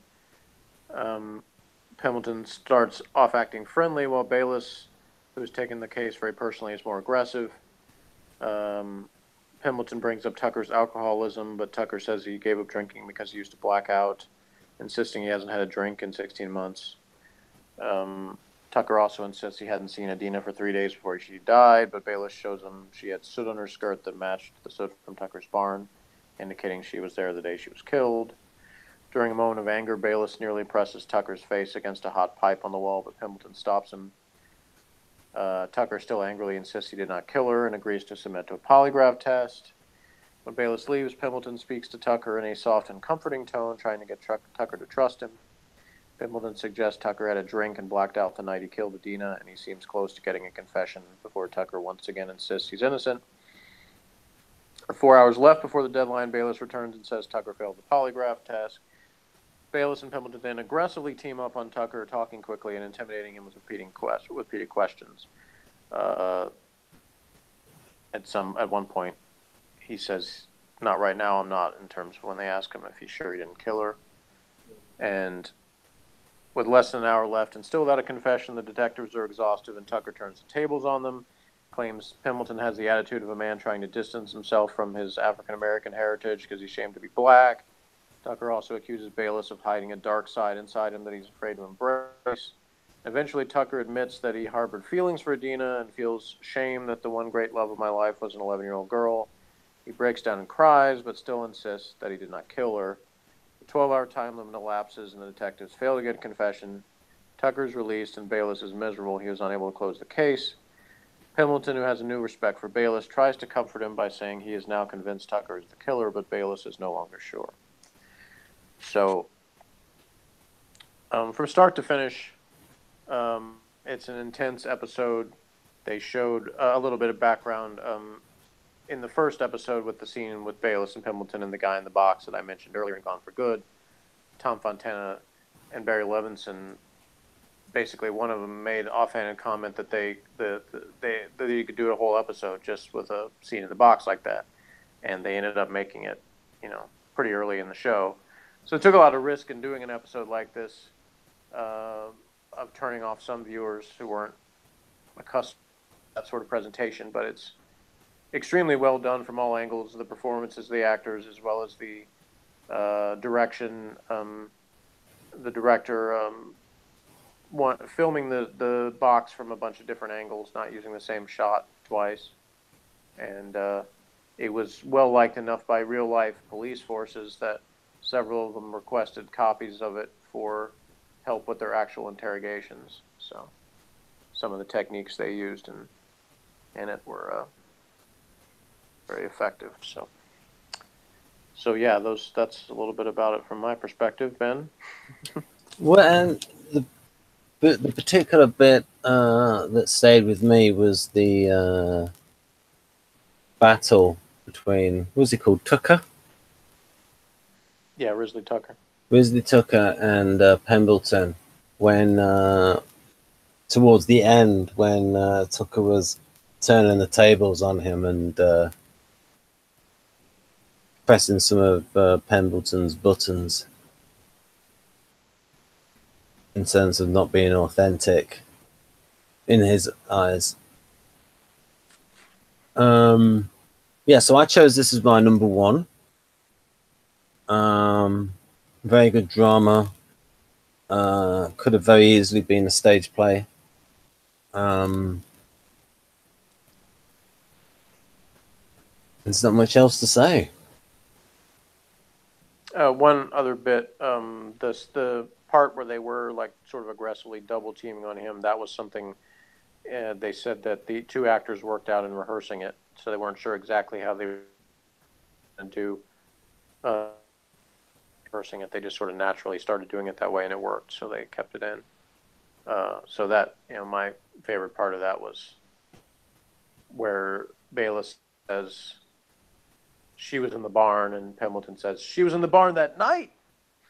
And like the way he stressed that, really, it was like they thought that was the moment. There's all these moments throughout it where you think this is going to be the moment where they break him, and then of course it never actually happens completely. So that's again goes back to what I said back at the beginning of this video for anyone who was watching that or wasn't watching that the real life case it was based on was not solved. So they wanted the producers didn't want them to come up with an ending that was false, so they didn't. So they have them get almost there several times, but not actually solve it. So you're left at the end feeling very drained by the experience, but unsatisfied with the results. So. And I think it ended with him wanting to watch something on television that sort of like showed. Oh yeah, yeah. He asks if he can change the channel, and they made it particularly eerie because he changes it to like a kid show or something involving children. So one more little twist of the knife at the end for they can't get this guy. So, Ben, what was your number 2? My number 2. My number 2 is. I'm just gonna make sure that it's. So I meant to do that first because I was one of the reasons I wanted to do my number 2 because I figured it was your number 1. Is that I was thinking we can just segue into number 1, but so that's what I meant to do. I just screwed that up. So anyway, life goes on. No, you can't be perfect all the while.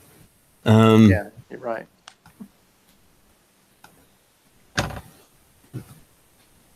Right. Okay.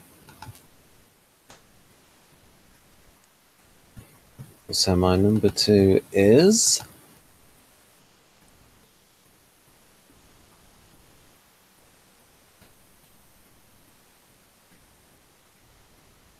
Ballard looking at Falzone eating a peach or something.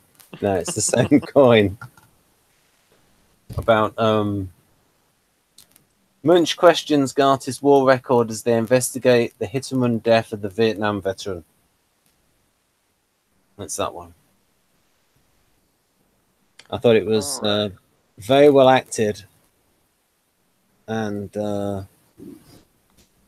had a nice bit of comedy in it as well with Ballard and Falzone.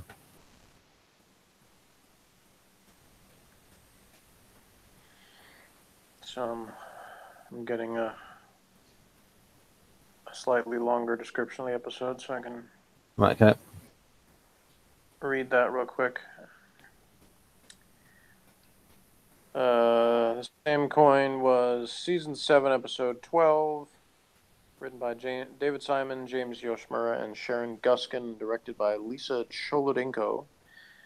Called to the scene of a hit-and-run fatality, Munch and Mike are hard put to decide if the death was accidental or deliberate. Gardy recognizes the victim's knife and tattoo as marks of military service in Vietnam, and Munch confirms this after a look at the man's service record. The death turns out to be an accident caused by a teenager joyriding in a stolen car. Munch obtains Gardy's record as well, sparking curiosity about the other-than-honorable discharge he received. Gardy snaps and tells the whole story. He saw American troops massacring Vietnamese civilians and tried to stop them, only to be ordered off the scene. Meanwhile, Shepard is cleared to return to full duty, but becomes angry at Lewis's reluctance to partner with her. So, yeah, that was one. I enjoyed the juxtaposition of the intense scenes with Gardy and Munch having the conflict and kind of hashing that out, both physically and verbally, with the actual crime that sparked all that being just a joyriding kid who comes in with his mom, and the mom keeps telling him to apologize. Like, that'll just make it go away.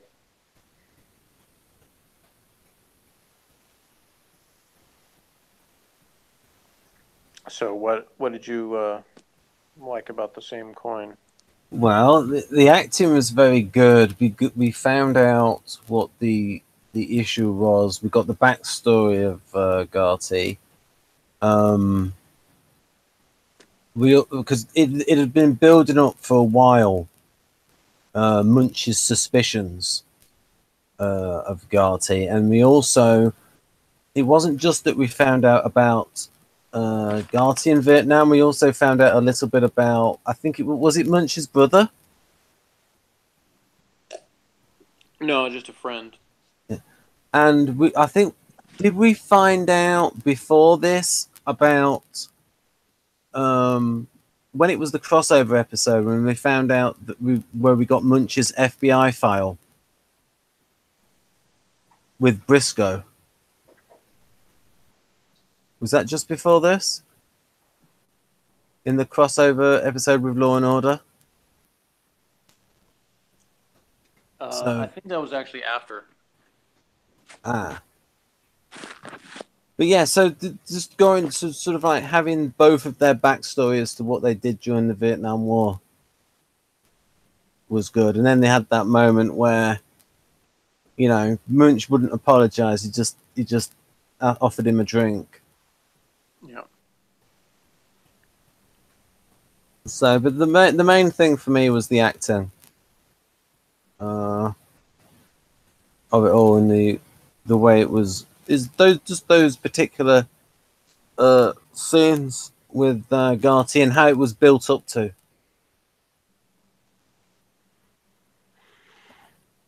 Yeah, that was definitely one of the strongest episodes of the final season, for sure. Not quite good enough to be in my top 10, but still a very strong episode. Is it in your top 20? Yeah, it would be in the top 20. In fact, well, it might be number 20. Because, like I said, I had 19 that I ranked 10 out of 10. So, in order to be in the top 20, it would have to be the top number 9. I mean, the top 9. So, it might not be the top 9. So, it might not quite be in the top 20. But, like I said, definitely, I think it was my second favorite of season 7. So, you know, top 30 for sure. All right.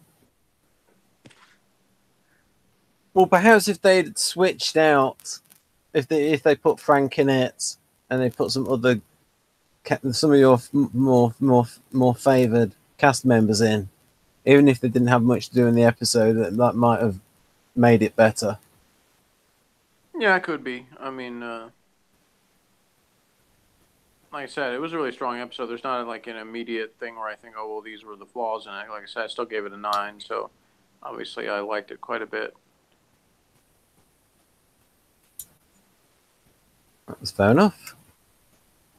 I don't know what else to say about it, really. All right. Well, if you will, then load up your photos for season 2, episode 4. Right. I'm not sure that I have season 2. You said you did, because when you were trying to find the ones for Corsetti, you rattled off a bunch of episodes, and it was in your list. Oh, right. So if it was in that list, I'll probably misfiled it, which is good for you. But you may just have it by title. Yeah. So I will say my choice for the number 1 episode of Homicide is Bop Gun. Ah. And that was season 2, right? Yeah, it was season 2, episode 4 in production order. It was actually broadcast as the first one of season 2, January 6, 1994. Right, there it is. Yep. Yeah, well, they were trying to open up the season with higher ratings by saying, "Hey, look, Robin Williams is in this one." So that was the attempt there. In the episode, the Baltimore Homicide Unit investigates the shooting death of the wife of a tourist, played by guest star Robin Williams. The episode was written by David Mills and David Simon, based on a story by executive producer Tom Fontana. So this was before David Simon was a staff writer for the show, but of course he was the one who wrote the book that was based on. So it's probably one of the reasons it's a really strong episode. And directed by Stephen Gyllenhaal, whose son is Jake Gyllenhaal is probably better known than he is now. But and Jake is in the episode playing the son of Robin Williams' character. Bop Gun marked several changes in the series, including a less bleak visual style and a greater focus on one plot rather than multiple subplots. It was also the first episode to focus primarily on a homicide victim rather than on the detective. And that's, I'll say right now, is one of the things I liked about it. It's probably one of the more realistic portrayals of that, and really allowed me to empathize with the character of the father in this situation, even though I've never been in that exact situation. I've never had my wife shot in front of me, but the situation of him dealing with the somewhat callous way the detectives approached the case as somewhat of a necessity, as they have to approach it somewhat detached in order to solve it, because they're focusing more on the facts. But the clash of people like Felton and Munch, who are not going to feel the same things he's feeling versus his feeling about what just happened to him, that very much related to, because I've been in situations where someone is not taking something seriously enough for me, or is not, does not have that compassion that I feel like they need in that situation, or I have to deal with authority figures that don't have any understanding for the situation I'm going through. So, I've dealt with emergency personnel that were like that, doctors, cops, other people, where there wasn't any of that. What were you saying, Ben?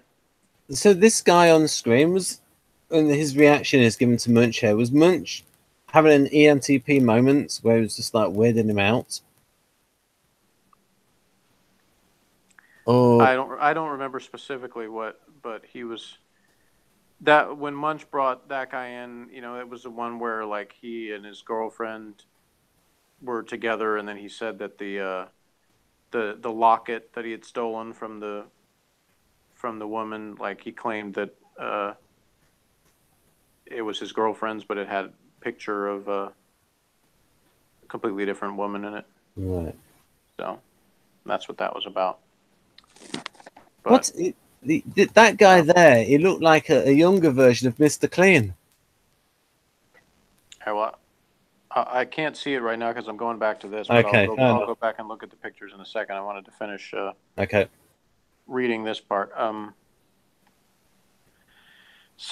David Simon felt the dialogue was realistic, especially that of the dark humor employed by detectives as a coping mechanism for dealing with the horrors of the job. So yeah, that's what I was talking about in terms of their discussion. He specifically said that the part where they were talking about, where Felton was talking about how much overtime he's going to get, was really realistic for what the kind of things cops talk about. Robin Williams had previously worked with Homicide executive producer Barry Levinson on the films Good Morning Vietnam and Toys. This led to speculation that Williams took the role on Top Gun as a favor to Levinson, but the actor insisted it was out of admiration for the series itself. A young Jake Gyllenhaal, the son of the episode's director, makes an appearance as Williams' son. I already said that.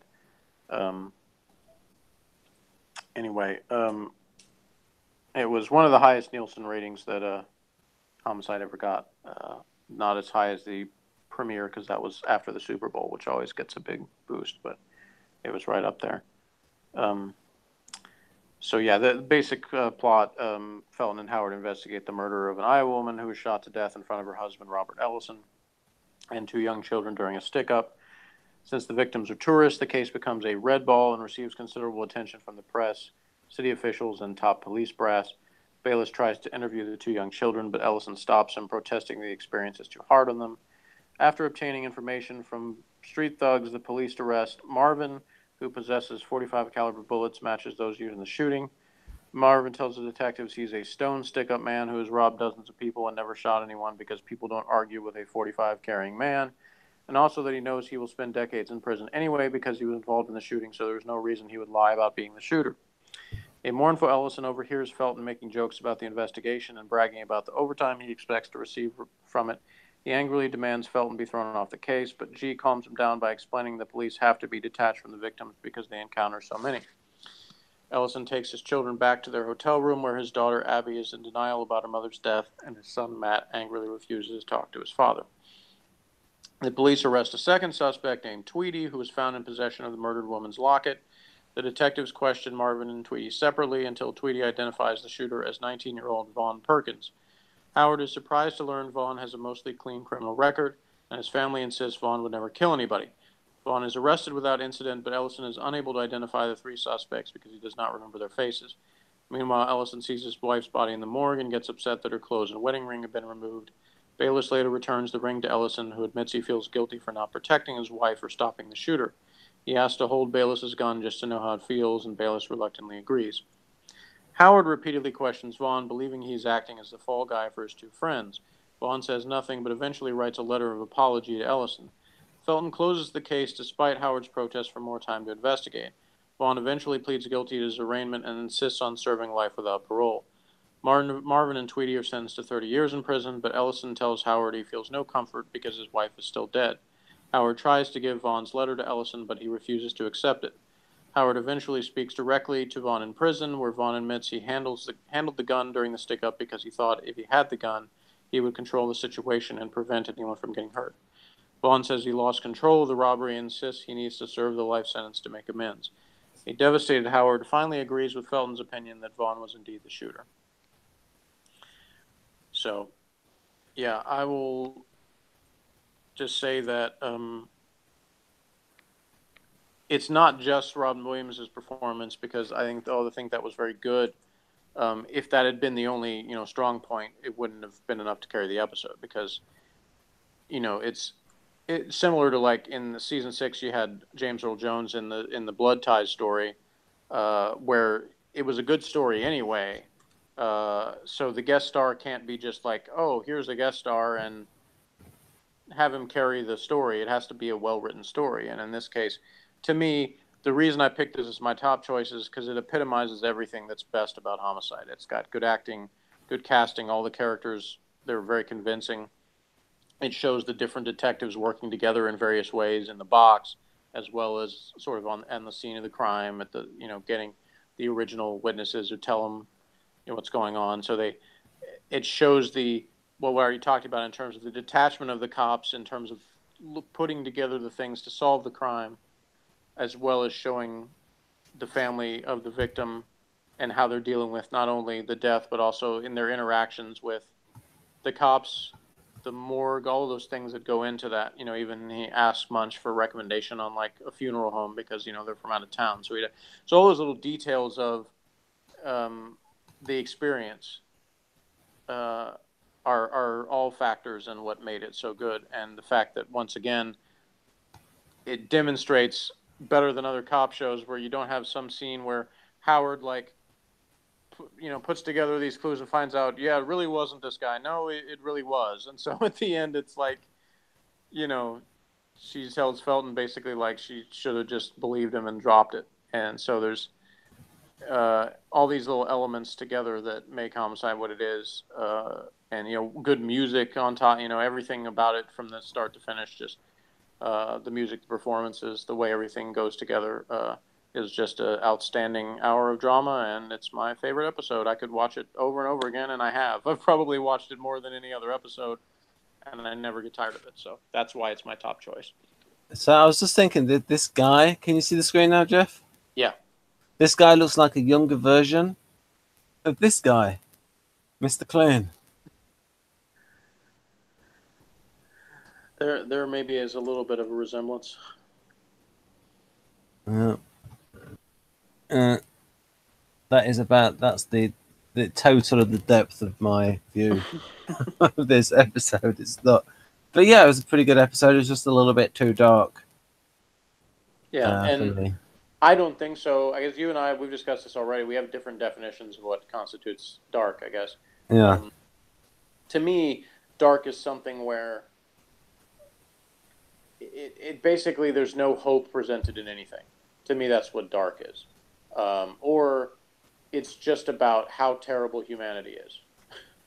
So, like every episode I've seen of SVU so far. Yeah. But this, to me, is not that, because like the thing I read said, that David Simon put in the humor, the things cops are talking about, Felton talking about the overtime, and all these Munch joking about witnesses always describing the gun as like big with a hole in it or whatever, So you've got these other elements where it's not just about humanity sucks. That's a theme in there for sure, but a lot of the sort of recurring things of Homicide about most of the criminals are stupid and most of the crimes aren't like whodunits where they have to figure out a whole lot of stuff. It doesn't take them much to solve this, but there's a lot of other factors involved, and that in a lot of the episodes weren't really explored, and they were in this one, which is why I liked it the best out of all, is because it's not just the Robin Williams show, and it's not just, Felton and Munch making fun of witnesses. it's not just scenes in the box. It incorporates all of these different elements and weaves them together with, good direction and good music and all these things. So that's what makes it stand out to me. And as much as I love Three Men and Adina, I have to have some time between times I watch that. Whereas in preparation for when we did the review of Top Gun, probably a couple years ago now that it's been, I watched it probably 3 times that week in preparation for it after already having seen it 3 or 4 times previously. So that's why I said I've probably seen it more than the other times. Is that I watched it again, and then as we got closer to the review day, I'm like, well, let me refresh my memory and watch it another time. So it just shows the rewatch value to me that it has. All of it from the the scene with the Robin Williams and Melissa Leo, where he's talking about the people coming out of the courtroom, that are families of victims and stuff, and he talks about them being in a club. So just all those kind of things were great. So there's a summary of the various main characters, and which seasons they appeared in. All right. So did you want to talk about those in some way, or you just wanted to pull up the graphic? Well, it's just to show people there. So we've got. We'll be talking about these in future, folks, about their sort of like their Kersey types. So you got like Beaufort ISTP, and Munch ENTP, and Pembleton ESFP, and Meldrick ISFP, and Al Giardello ESTJ, Kay Howard probably ISTP, Steve Cressetti, I think you believe he might be or resemble ENTJ, Bayliss is ISFJ. I think you think Stanley is ISTJ. Yeah, for Cressetti, I was thinking more INTJ rather than E, but. And to what I was thinking, just as I went down through those, you could see how they were well drawn and you could type them. But then we got to some other ones where I think we felt that they weren't well characterized enough to be able to type them. Yeah, and I think that's part of what, again, I still think the show is quality all the way through the end, but it does show that there was a dip in quality in terms of the characterization, and that the newer characters were not as clear in terms of their personalities. They were a little bit more based on plot convenience than they were about making the character consistent. And when you do that, you're not going to have as clear idea on the type, because they kind of waffle around a little bit. And that's not to say that every person in real life always comes across strongly as a particular type, because obviously that isn't the case. And I've said before, when somebody tells me that, they have a hard time, or they relate to different things of a bunch of different type descriptions, I tell them congratulations on being a well-rounded person, because, a lot of people that's true for. So somebody might say, well, isn't that a testament to quality written characters, that they're not easy to pin down? They're not like token characters. And, to a point, yes, but I think Homicide is a show that demonstrates you can have characters who seem to clearly resemble a type, but are still very well written, consistent characters who, they don't, Bolander showed plenty of different sides and different elements to his personality without ever betraying him being an ISTJ. I mean, that's what his core is, and the different conflicts they had all bring it to the forefront. And also the example of Frank Pembleton, where the similarities and differences from the stereotype of the profile, that's where it's useful and adds an extra to it. To bring it full circle, part of what I said at the very beginning of the video, that when I introduced Ben to Homicide through the scene of Pembleton, that was kind of the point, is here's an example of a character that shows, an ESFP that isn't being called that because of certain stereotypical behavior. It's not the party animal character. So it's not Bluto in Animal House. Right. whatever, character you want to pick out. And there are still some more stereotypical ESFP characters that I enjoy because they're well done or well performed.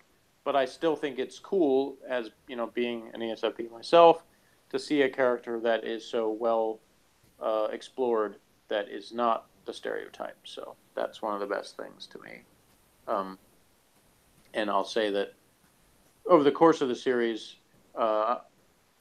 Mildred Lewis became my overall favorite character. Part of it is because he's in the entire thing. And even though he's an ISFP, I obviously relate to him a lot too, because those types are really close together. And I came to really, they really did a good job of exploring his character as well. A whole lot of different examples of what made him tick, where, from a functional standpoint, you can see his introverted feeling as well as his extroverted sensing on many occasions, and how that comes out in the way that he behaves around other people that he encounters. I suppose what we could say is that the types of the men are a lot clearer than the types of the women. And so... Yeah, overall, I guess that would be the case. Of course, there's more male characters, but Kay Howard, I think, was pretty... Yeah, pretty but the other consistent. ones, though, yeah. I mean... And Cox, the Emmy, I think it was at least pretty clear she was an SP, probably an SFP.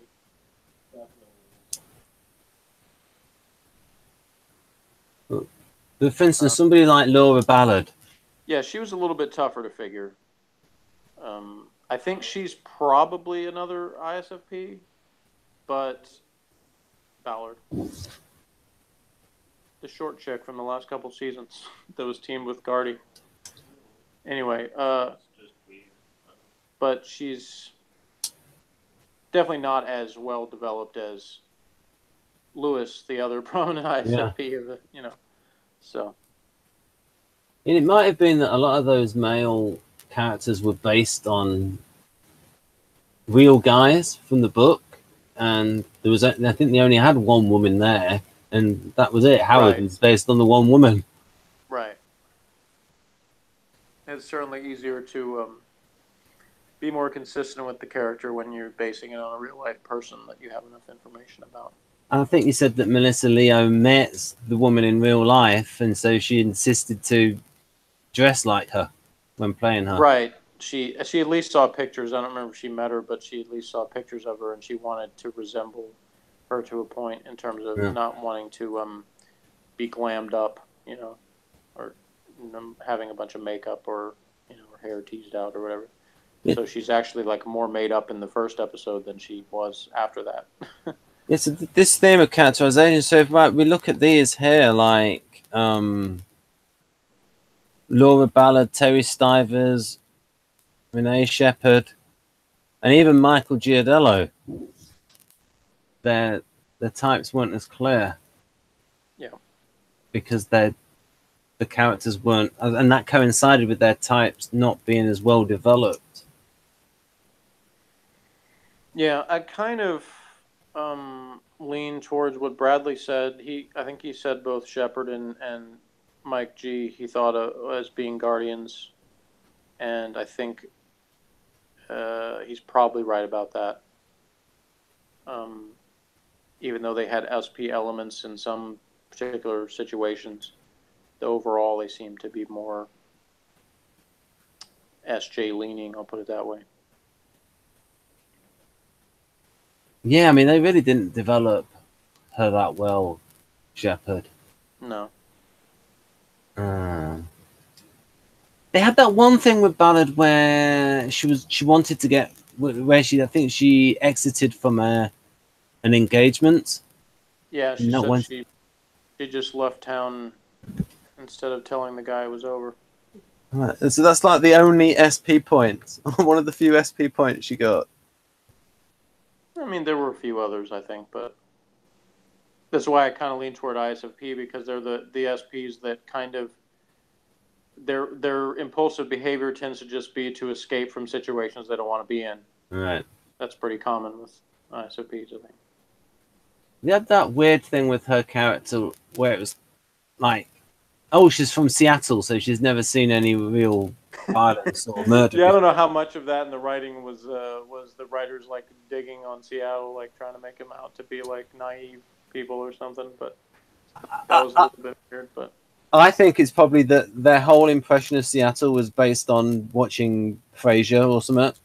yeah, or grunge music videos. Yeah, or thinking, oh, that's that rich place where Microsoft is. But I'm fairly certain that there are poor people in Seattle. Yeah, I'm not You know, sure. I'm not putting any money down on it, but I'm just gonna guess. I think actually, Microsoft might be Redmond or something, but it's the same state. So Yeah, whatever. Just don't go there. Don't go to the east side of Washington and confuse them with Seattle because they'll get pissed off at you. That's like calling people in the South Yankees. oh, that's big. Yeah. Don't do that, folks. That's what I'm saying. Some of you Canadians or British people that call all Americans Yanks. You can get away with that in some places in America, but don't go to like Texas or Alabama or anywhere and call people Yanks. The difference between Texas and Alabama is in Texas, you'll get beat up. In Alabama, you can like. So what did Morgan say? What will happen in Alabama? I heard a bit about Texas. He said you'll get lynched. Right then. So Everybody from out of Texas who talks about coming here thinks they'll get shot because we all carry guns all everywhere. Is what is the impression people have. If only. Yeah.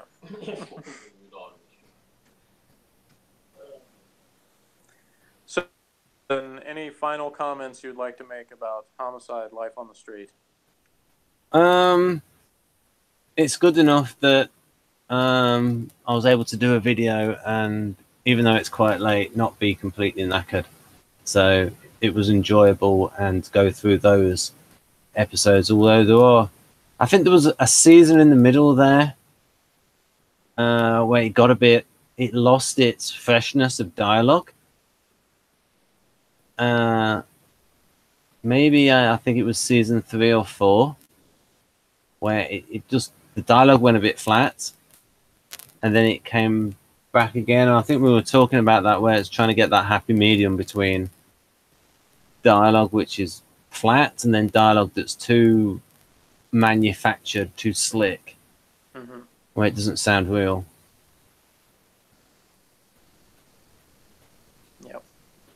And I think we both agreed it helped when David Simon joined.